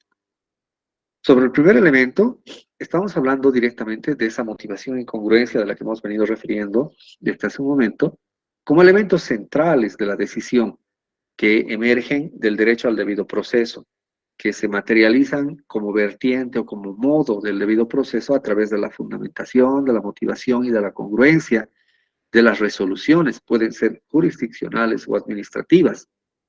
Por otro lado, nos habla de la valoración probatoria, específicamente cuando las autoridades omiten valorar un determinado elemento probatorio. Y finalmente, cuando, por ejemplo, se hace una incorrecta aplicación del ordenamiento jurídico, pretendiendo aplicar un régimen de prescripción civil en un tema comercial o tributario, ¿no? Eh, Prácticamente cada régimen tiene su régimen de prescripción y es ahí donde deberíamos buscar la fórmula jurídica para aplicarla dentro de un caso, en función de la materia que estamos viendo. Pero no se puede mezclar o entremezclar los regímenes solamente por mayor conveniencia o generar un perjuicio probablemente a alguna de las partes. Esa sentencia 1631 hace una reminiscencia de algunas otras decisiones anteriores, ¿no? Se refiere a la sentencia 85-2006 del 25 de enero que estableció aquello que les decía que ya ha quedado soslayado, que estaba identificado bajo la denominación de interpretación de la legalidad ordinaria, ¿no? Y principalmente cuando antes de la sentencia 1631, el accionante estaba obligado a explicar por qué la labor interpretativa impugnada resultaba insuficiente, motivada, arbitraria, insuficientemente motivada, arbitraria, incongruente, absurda o ilógica, o con error evidente, identificando en su caso las reglas de interpretación que fueron omitidas por el órgano judicial o administrativo. Un elemento bastante complejo, ¿no? Una carga argumentativa que si ustedes revisan en la ley 254, en el Código Procesal actual, y en la ley del Tribunal Constitucional, con mayor razón, en la anterior ley, 1715, si no, no, perdón, no lleva ese número, en la anterior ley que regulaba el funcionamiento del Tribunal Constitucional, no había una necesidad de carga argumentativa, ¿no? Y bueno, ustedes pueden ver acá que era exigible al accionante explicar la labor interpretativa impugnada resultaba insuficientemente motivada. En segunda instancia, se obligaba o se requería a la parte accionante a que precise los derechos o garantías constitucionales que fueron lesionados por el impuesto. Asimismo, obligaba al accionante a que se establezca el nexo de causalidad entre la ausencia de motivación, arbitrariedad u otra situación absurda. Esto del nexo de causalidad es muy frecuente, se veía de manera recurrente cuando los jueces constitucionales, en vez de admitir la demanda, observaban la acción y le daban un plazo de 3 días a la parte accionante para que explique el nexo de causalidad del derecho con los hechos, etcétera, ¿no? Algo que no está tampoco regulado por el Código Procesal Constitucional. Como verán ustedes, eran requisitos que prácticamente deben ir por cuenta de la justicia constitucional. y la sentencia 1631-2013 de alguna manera pretende simplificar estos aspectos. ¿Qué es lo que dice la sentencia? La jurisdicción constitucional no le corresponde juzgar el criterio jurídico empleado por otros tribunales, ¿no? Y además dice, sí, procede la tutela constitucional, si en esa actividad interpretativa se lesionan derechos. Algo que parece contradictorio inicialmente, en realidad se complementa. Porque por un lado, la justicia reconoce, la justicia constitucional y la jurisprudencia reconoce de que no se puede invadir el ámbito jurisdiccional de otras autoridades. No se puede ejercer las funciones de un juez laboral, de un juez civil, de un juez penal, ¿verdad? Pero lo que sí puede hacer la justicia constitucional es verificar si en el ejercicio de esa jurisdicción no se ha generado acaso una vulneración a algún derecho. Específicamente, en lo que nos interesa, el derecho a la fundamentación, a la motivación o a la congruencia como elementos del debido proceso, ¿no? Esta sentencia además hace extensible, ¿verdad?, esta línea jurisprudencial en el marco de otras garantías, de otros derechos y garantías constitucionales, ¿no? Es decir, si en la interpretación no se afectaran principios constitucionales informadores del ordenamiento jurídico. Es decir, no solamente se va a verificar la normativa, si ha sido correctamente aplicada, ¿verdad? Sino también de que los principios, e incluso yo me animaría a decir los valores que están insertos en la norma fundamental, también puedan ser transversalizados en el estudio, en el análisis de la supuesta vulneración del derecho a la fundamentación y a la motivación. En una sentencia más reciente, el Tribunal Constitucional, en la sentencia 14-2018, aquí falta guión S2 del 28 de febrero, es decir, de la Sala Segunda del actual Tribunal Constitucional, se hace una contextualización por demás interesante del tema, ¿no?, de la fundamentación, motivación y congruencia. Primero se cita la sentencia 1369-2001-R del 19 de diciembre, que establece como exigencia del debido proceso que toda resolución debe exponer los hechos y el fundamento legal de la decisión. Complementa esta noción con la sentencia 946-2004-R del 15 de junio, que establece que esta garantía es aplicable también a los procesos administrativos y disciplinares, es decir, al proceso administrativo sancionador, ¿no? También, por lo tanto, no es la fundamentación y motivación, como ya lo veníamos diciendo desde el inicio, no es solo una obligación de la autoridad judicial ordinaria.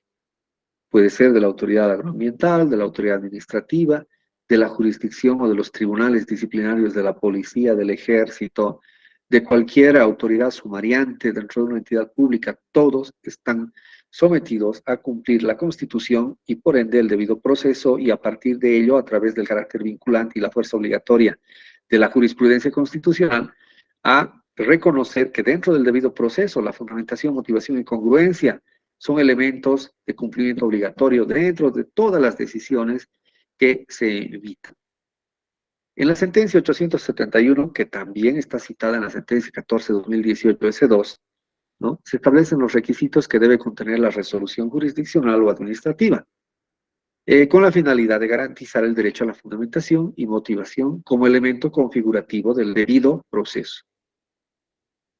También cita la sentencia constitucional plurinacional 275-2012 del 4 de junio, que precisa que dicho fallo debe exponer los hechos y citar las normas que sustentan la decisión, además de pronunciarse sobre todas y cada uno de los aspectos impugnados en el recurso. En la sentencia 802, que también está citada en la sentencia 14, ¿no?, y obviamente forma parte también de la sentencia 22-21, que habíamos dicho que aborda el contenido esencial del derecho a la fundamentación y motivación, ¿no? En esta sentencia se explican las finalidades implícitas que tiene la fundamentación y motivación. Primero, y ya lo habíamos señalado, el sometimiento a la Constitución política del Estado y al bloque de constitucionalidad. Primero. Segundo, lograr el convencimiento de las partes de que la resolución no es arbitraria. Tercero, garantizar la posibilidad del control de la resolución. Y cuarto, la observancia del principio dispositivo, que implica la otorgación de respuesta a las pretensiones de las partes. Algo que hay que destacar en la Constitución del 2009 es que, si bien hay un amplio catálogo de derechos, este no está limitado solamente al texto fundamental, sino que también nos permite revisar, constatar en el derecho internacional de los derechos humanos la existencia de algún mecanismo, algún derecho que esté desarrollado de mejor manera y que logre una mejor protección del derecho en cuestión, ¿no? Por demás está reiterar que el convencimiento de las partes es un elemento central de una buena fundamentación y motivación, y desde luego de que la autoridad superior pueda revisar cuáles han sido los motivos principales que han llevado a una autoridad judicial a tomar una decisión, esto a través de un mecanismo de impugnación. En la misma sentencia 14-2018, ¿no?, se reiteran algunos aspectos que ya han sido abordados en la sentencia 22-21-2012, específicamente relacionados a una decisión sin motivación que obviamente la deviene en arbitraria, ¿no?, a la falta de coherencia del fallo.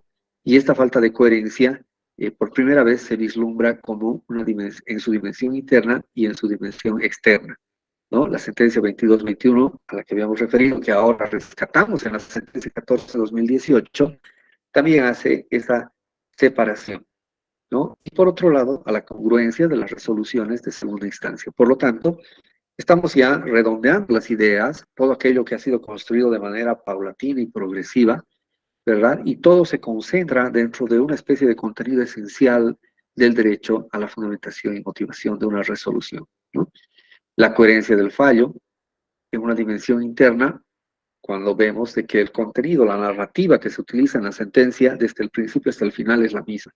Hay un correlato único, congruente, lógico, desde el inicio hasta el fin. Por lo tanto, los supuestos fácticos, normativos, la motivación y el por tanto o decisum persiguen el mismo objetivo. Y en una dimensión externa, cuando encontramos que todos los motivos que han sido expuestos en la impugnación han sido resueltos en la resolución, ¿no? Absolutamente todos. Y por otro lado, que esta congruencia no solo es exigible a la autoridad de primera instancia, sino también a la autoridad superior. Una resolución, en consecuencia, será arbitraria cuando carezca de motivación, o ésta sea arbitraria o insuficiente, cuando la resolución no tenga coherencia o congruencia interna o externa.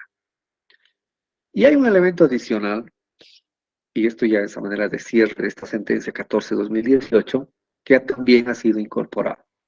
Por ejemplo, la relevancia constitucional que contenga la alegada arbitrariedad o insuficiente fundamentación y motivación de la resolución.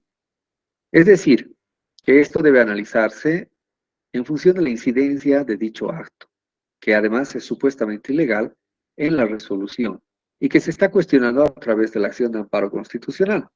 Pues si no tiene efecto modificatorio en el fondo de la decisión, la tutela que eventualmente pueda ser concedida por el Tribunal Constitucional únicamente tendría como efecto el que se pronuncie una nueva resolución con el mismo resultado. La relevancia constitucional, en consecuencia, está vinculada a que si se va a conceder la tutela, se va a dejar sin efecto una resolución por falta de motivación, fundamentación o congruencia, el objetivo que debe perseguir la tutela es que de manera efectiva, material, podríamos decir, la nueva resolución a ser emitida realmente pueda generar un cambio en la situación procesal de la persona, de la parte procesal. Pero si esto es previsible que no vaya a suceder y que lo único que se espere es mayor motivación, precisión de algunas normas que no han sido correctamente identificadas, o probablemente la inclusión de una relación fáctica más completa, integral, que no ha sido plasmada en la primera resolución, pero que en el fondo no va a cambiar la decisión, ¿no? Entonces estamos ante un caso de falta de relevancia constitucional. Este entendimiento es únicamente aplicable a la justicia constitucional, que no exigirá para efectuar el análisis que la o el accionante cumpla con ningún tipo de carga argumentativa. el tema de la relevancia constitucional, esta es una buena aclaración, solamente es aplicable a la justicia constitucional, ¿no? Y no así a las decisiones de la jurisdicción ordinaria o especializada. Ya vamos a ir terminando, ¿no?, esta revisión de jurisprudencia. En la sentencia 123, 2015 S2, del 23 de febrero, encontramos la necesidad de fundamentación de las resoluciones del Ministerio Público. En el artículo 73 del Código de Procedimiento Penal, se establece que los fiscales formularán sus requerimientos y resoluciones de manera fundamentada y específica.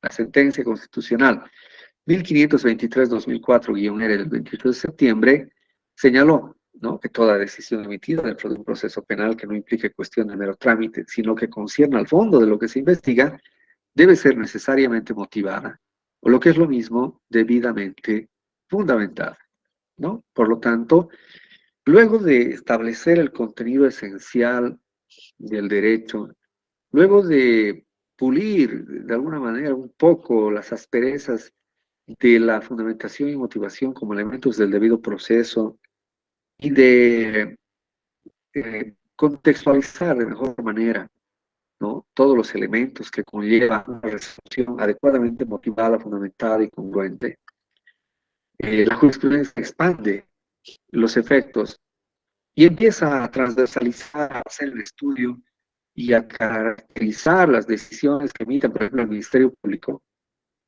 con mayor razón en el caso de medidas cautelares, exigiéndoles una debida fundamentación y motivación. Y hoy, como decíamos al inicio, si bien son parámetros legales que están insertos en los códigos procedimentales, procesales, la jurisprudencia advierte de que en muchos casos no se cumplen y por lo tanto empieza a desarrollar contenido jurisprudencial, entendimientos destinados a que esto se materialice de manera efectiva. En las resoluciones del Ministerio Público, la Sentencia Constitucional 1050-2014, a tiempo llegó de referirse a las decisiones del fiscal de materia, sino del fiscal departamental, le encargan de que no se limite únicamente a la citación de algunas pruebas, sin individualizar la actuación de los imputados y sin examinar su conducta en relación a los elementos constitutivos de los delitos por los que se imputó. El fiscal superior verter el razonamiento jurídico de su decisión sin dejar duda en el justiciable. Es decir, tenemos que entender que las resoluciones, requerimientos que emitan los fiscales deben observar una adecuada fundamentación y motivación legal. No solo mencionando las pruebas aportadas por las partes, sino expresando el valor que le dan a las mismas. En ese mismo orden de ideas, el fiscal departamental, cuando emite una resolución jerárquica, debe hacerlo de forma motivada y fundamentada, y no debe limitarse a mencionar lo expuesto por las partes, sino también debe citar las pruebas que aportaron las mismas, expresando su criterio particular sobre el valor que se le da a las mismas luego de su contraste y valoración. En el caso de la apelación de medida cautelar, estamos bien. En el caso de la apelación de medida cautelar, en la sentencia 77-2012 del 16 de abril, ¿no?, esta sentencia a su vez cita a la sentencia 12-2006-R, estableciendo que la motivación de los fallos judiciales está vinculada al derecho al debido proceso. Eso ya lo hemos revisado, ya está claro, pero siempre se lo va reafirmando de manera permanente para dar a entender de que la fundamentación, motivación y congruencia son elementos del debido proceso. Y en este apartado, además, nos hace recuerdo de que también forman parte de la tutela judicial efectiva, ¿no? Estableciendo de que se tendrá por satisfecho este requisito, es decir, que la resolución esté bien fundamentada, motivada, cuando, de manera breve, pero concisa y razonable, permita conocer de forma indubitable las razones que llevaron al juez a tomar la decisión, de tal manera o modo que las partes sepan las razones en que se fundamentó la resolución. La falta de motivación por parte de los tribunales de alzada, no importa cuál sea, no podrá ser justificada con el argumento de haberse circunscrito a los puntos cuestionados de la resolución impugnada o que uno o varios de los presupuestos de concurrencia para la detención preventiva no fueron impugnados por la o las partes apelantes. En el caso de la apelación de medida cautelar, el Tribunal de Alzada está en la obligación de precisar las razones y elementos de convicción que sustentan su decisión. En el caso de que la revocatoria de las medidas sustitutivas y aplicar la detención preventiva, esta exigencia es aún más importante, porque se debe expresar de manera motivada la concurrencia de los presupuestos jurídicos que inicialmente son labor del juez cautelar, esta vez en apelación, y como venimos diciendo, a raíz de una revocatoria de la medida sustitutiva y la previsibilidad de imposición de la detención preventiva. Por lo tanto, los requisitos deben ser examinados para su procedencia, no pudiendo ser justificada su omisión por los límites establecidos en el artículo 398 del Código de Procedimiento Penal.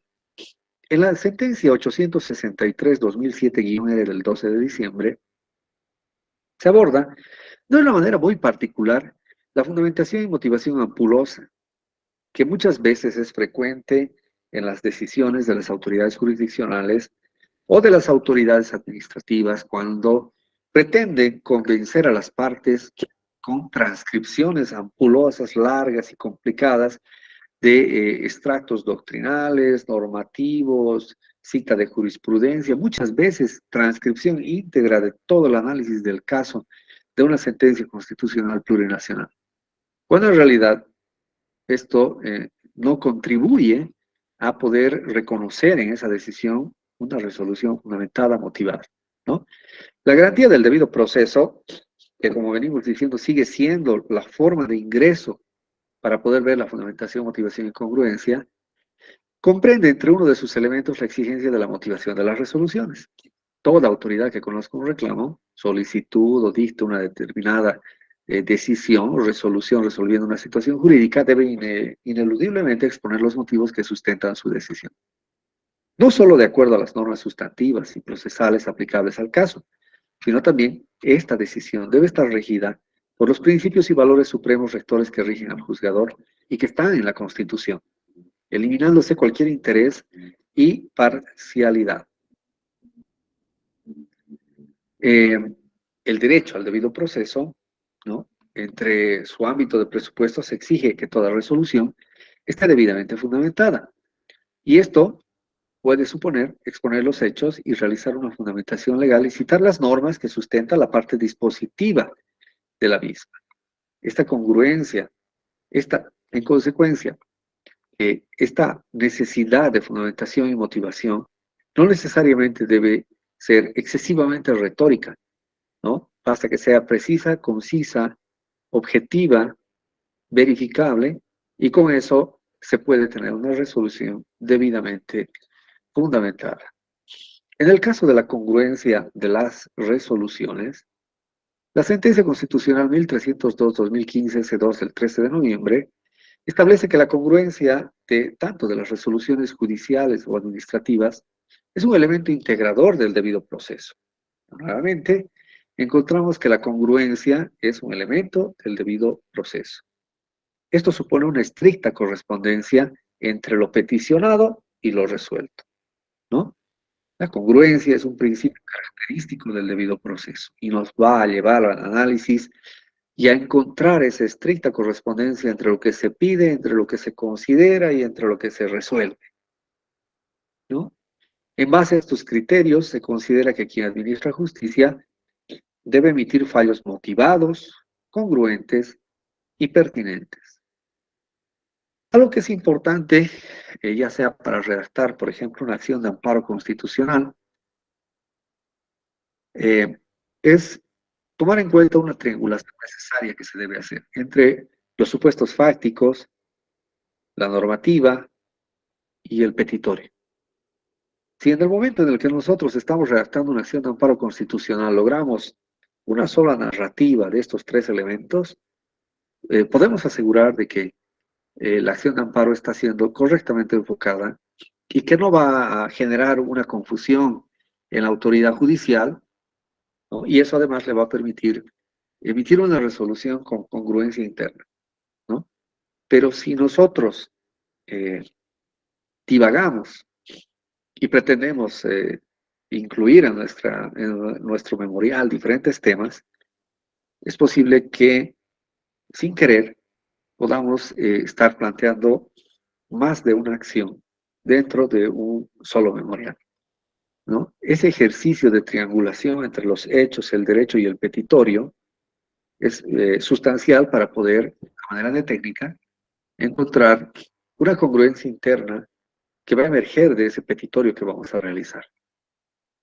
En la sentencia 1083-2014 del 10 de junio, se hace una explicación de que esta congruencia tiene dos dimensiones. La primera es una congruencia externa y al mismo tiempo se reconoce una congruencia interna, ¿no? La congruencia interna es la plena correspondencia o coincidencia entre el planteamiento de las partes, demanda, respuesta, impugnación, resolución, y lo resuelto por las autoridades judiciales. En definitiva, es una prohibición para el juzgador de considerar aspectos ajenos a la controversia, limitando su consideración a cuestionamientos únicamente deducidos por las partes. Y por otro lado, la congruencia interna, referido a si la resolución es comprendida como una unidad congruente, esa es la narrativa a la que hacíamos referencia, de manera que todos los agravios, la valoración que se hace, la interpretación de las normas, el efecto de la parte dispositiva, persigan un solo objetivo y sigan una sola narrativa, ¿no? Desde luego que tanto la congruencia interna y externa son extensibles a las decisiones administrativas y, como ya lo hemos venido sosteniendo, a todas las decisiones emitidas en cualquier jurisdicción reconocida por, por la Constitución, por la normativa boliviana.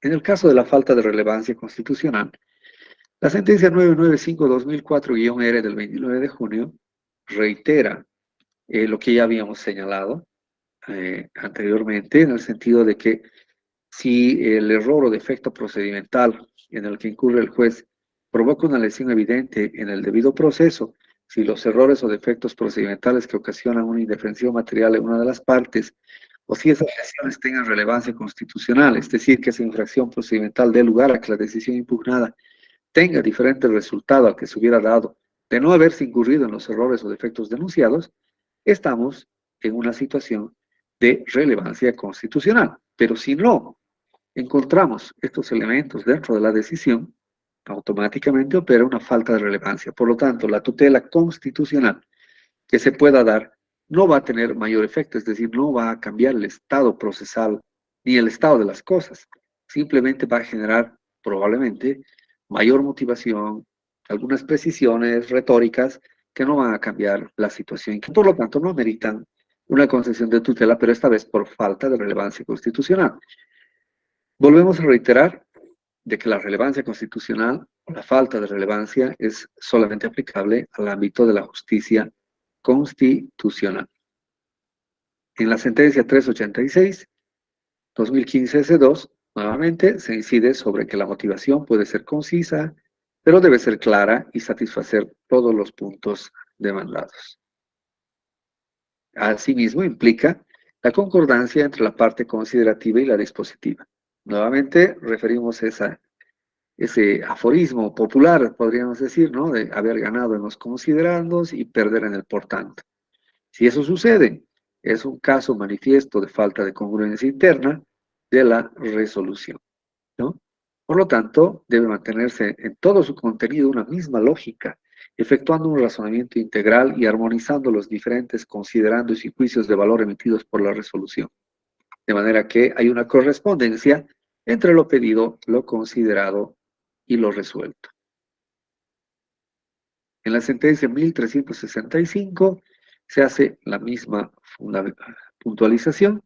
La motivación, aquí se aclara, no solamente es un tema de forma, sino también de fondo, ¿no? Y obviamente obliga a los jueces a exponer sus convicciones determinativas que justifiquen razonablemente su decisión, en cuyo caso las normas del debido proceso se tendrán por fielmente cumplidas. En el proceso judicial o administrativo, dice la sentencia 386-2015-S2, La motivación respecto a los hechos en los que se base, a las pruebas que se aportaron y a las disposiciones legales en las que se sustente la decisión, ¿verdad? Suponen un relacionamiento de estas con los hechos que le dieron origen. Constituye la fundamentación y la motivación. Aquí yo me detengo a precisar.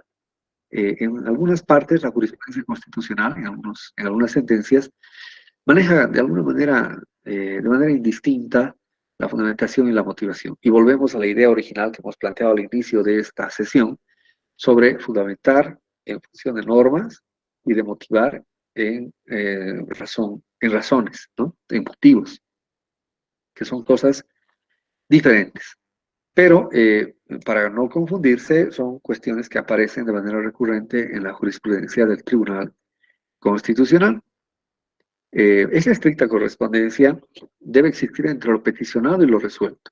En materia penal, la congruencia se refiere estrictamente a que el imputado no podrá ser condenado por un hecho distinto al atribuido en la acusación o su ampliación. Pero al mismo tiempo, también se puede encontrar incongruencia en resoluciones de medidas cautelares, se puede encontrar incongruencia en sentencias en materia civil, en resoluciones o autos de asistencia familiar, en resoluciones finales de procesos o sumarios administrativos, en resoluciones de entidades encargadas del sector impositivo, aduanero, etc. Esto puede suceder en cualquier área, ¿no?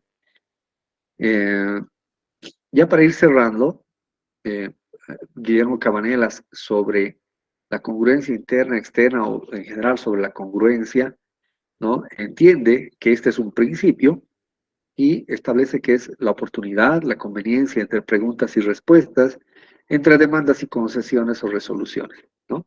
Conformidad entre el fallo judicial y las pretensiones planteadas por las partes. Lo que nos está mostrando Guillermo Cabanelas es que la congruencia en realidad es un elemento transversal y muy importante para que la decisión esté fundamentada y motivada adecuadamente. Y nuevamente encontramos en la sentencia 1083-2014 la descripción de la congruencia externa, ¿no? Entre el planteamiento de las partes y lo resuelto, y la congruencia interna, que es la unidad congruente, univocidad, podríamos decir, de la propia resolución, de manera que todos sus elementos respondan a una misma lógica, a un mismo objetivo. En la sentencia 486-2010, respecto a la congruencia como principio constitucional, en el proceso civil específicamente, se hace referencia a la incongruencia ultrapetita, a la extrapetita y a la citrapetita, ¿no? La ultrapetita, en la que se incurre si el tribunal concede extrapetita por los supuestos en que el juzgador concede algo distinto o fuera de lo solicitado por las partes, ¿no? Y la citrapetita, que es por debajo o menos de lo que se ha pedido, ¿no?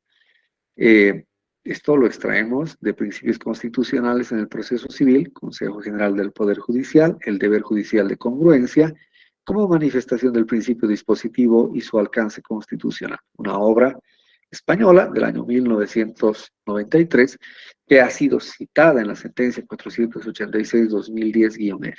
Entonces, hemos escuchado, yo creo con alguna frecuencia, el denominativo de ultrapetita, ¿no? Más allá de lo pedido, extrapetita, algo que no se pidió, que realmente no tenía ninguna relación con el petitorio, y citrapetita por debajo de lo pedido. Todo esto, estas tres voces, podríamos decir, incluidas dentro del concepto del principio de congruencia, que generan incongruencia en realidad en las decisiones que son emitidas.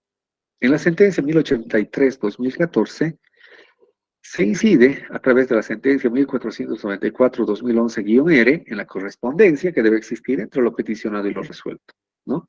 Esto implica también la concordancia entre la parte considerativa y dispositiva y finalmente, a manera de fórmula, podríamos decir, la jurisprudencia establece que la congruencia exige solamente la correlación entre la decisión y los términos en que quedó oportunamente planteada la litis y comprende los siguientes aspectos. Y aquí hace una especie de identificación del contenido esencial del principio de congruencia. Primero, la resolución de todas las pretensiones oportunamente deducidas. Es decir, si yo he planteado 5 motivos de apelación, se entiende que la resolución del superior en grado debe resolver los 5 motivos de impugnación. Resolución nada más que las pretensiones ejercitadas, o sea, prohibido resolver pretensiones no ejercitadas. Tiene que haber esa correspondencia. Voy a responder como autoridad superior a todos los motivos que han sido planteados, no más.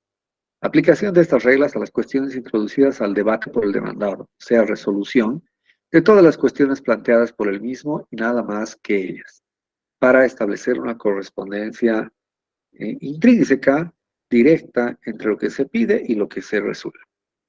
Entonces, a manera de cierre, nos vamos a ir a la parte inicial. Hemos podido ver que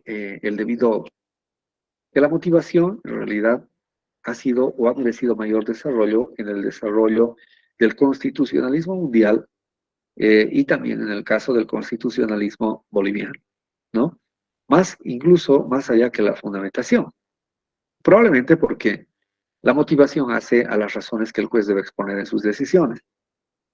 En el antiguo régimen, antes de la Revolución Francesa, prácticamente esto estaba vedado, y la construcción o el planteamiento de una república con división de poderes, separación de órganos o de poderes, ha conllevado, a su vez, el control, el ejercicio de la función jurisdiccional a través de la exigibilidad de una motivación.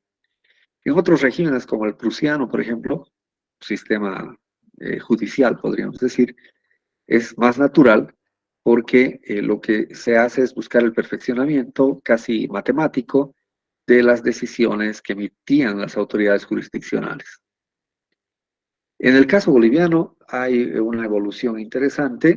Hemos hecho la revisión de algunas constituciones, probablemente las más representativas, y hemos encontrado algunos vestigios, algunos elementos principales que nos pueden llevar a concluir de que la motivación era exigible.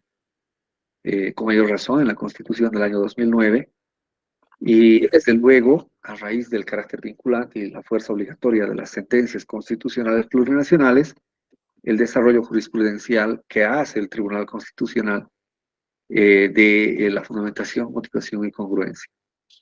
Hay que aclarar de que en el sistema constitucional boliviano, que la fundamentación y motivación no están previstas como derechos, por lo menos no en la norma fundamental, específicamente para el ejercicio de la función jurisdiccional, ¿no? Sí se ha venido arrastrando el deber de motivación para la inviolabilidad del domicilio o para la inviolabilidad de la correspondencia, por ejemplo, ¿no?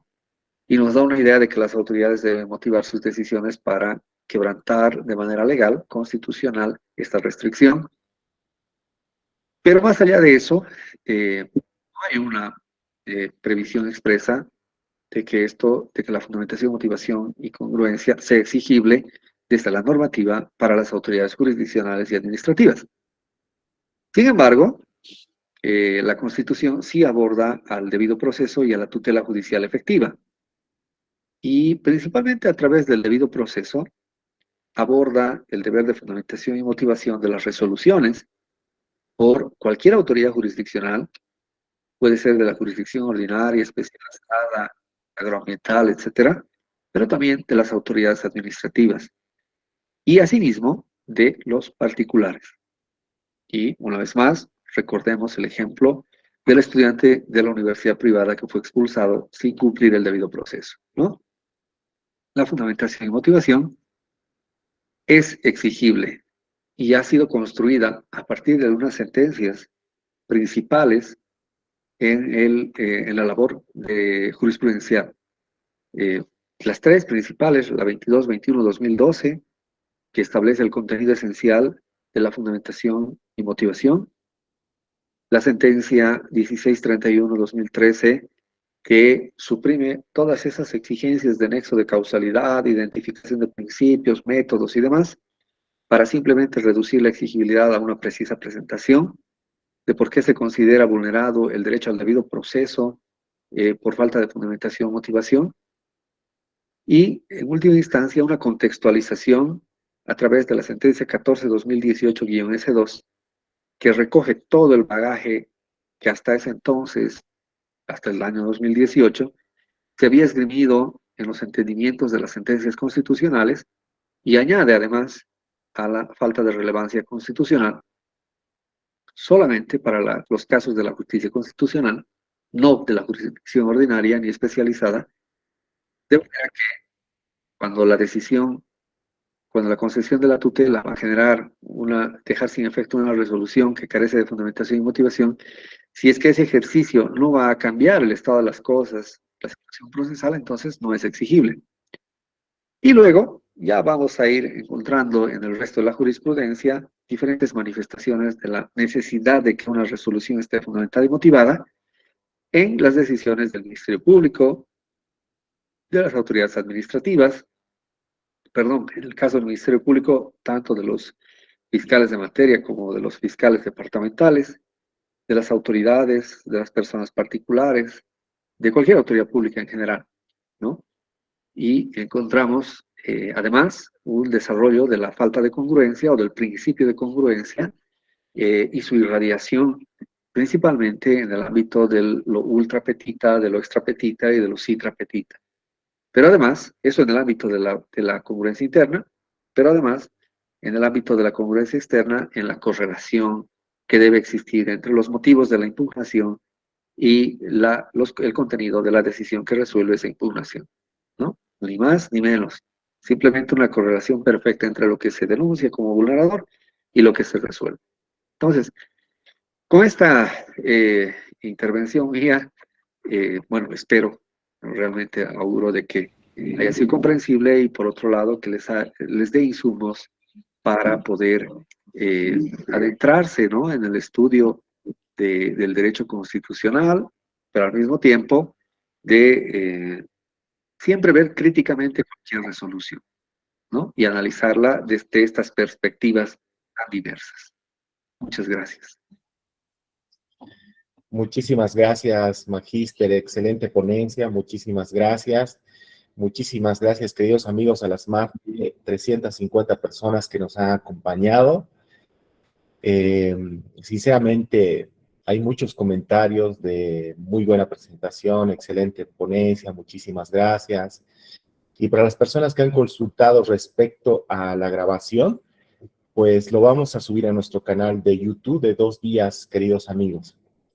Y no se olviden que nuestro docente, el magíster Carlos Eduardo Castro, va a formar parte del plantel docente en nuestro diplomado próximo en Derecho Constitucional y Acciones de Defensa, donde seguro van a poder atender sus dudas, consultas, preguntas, que estoy seguro han debido surgir.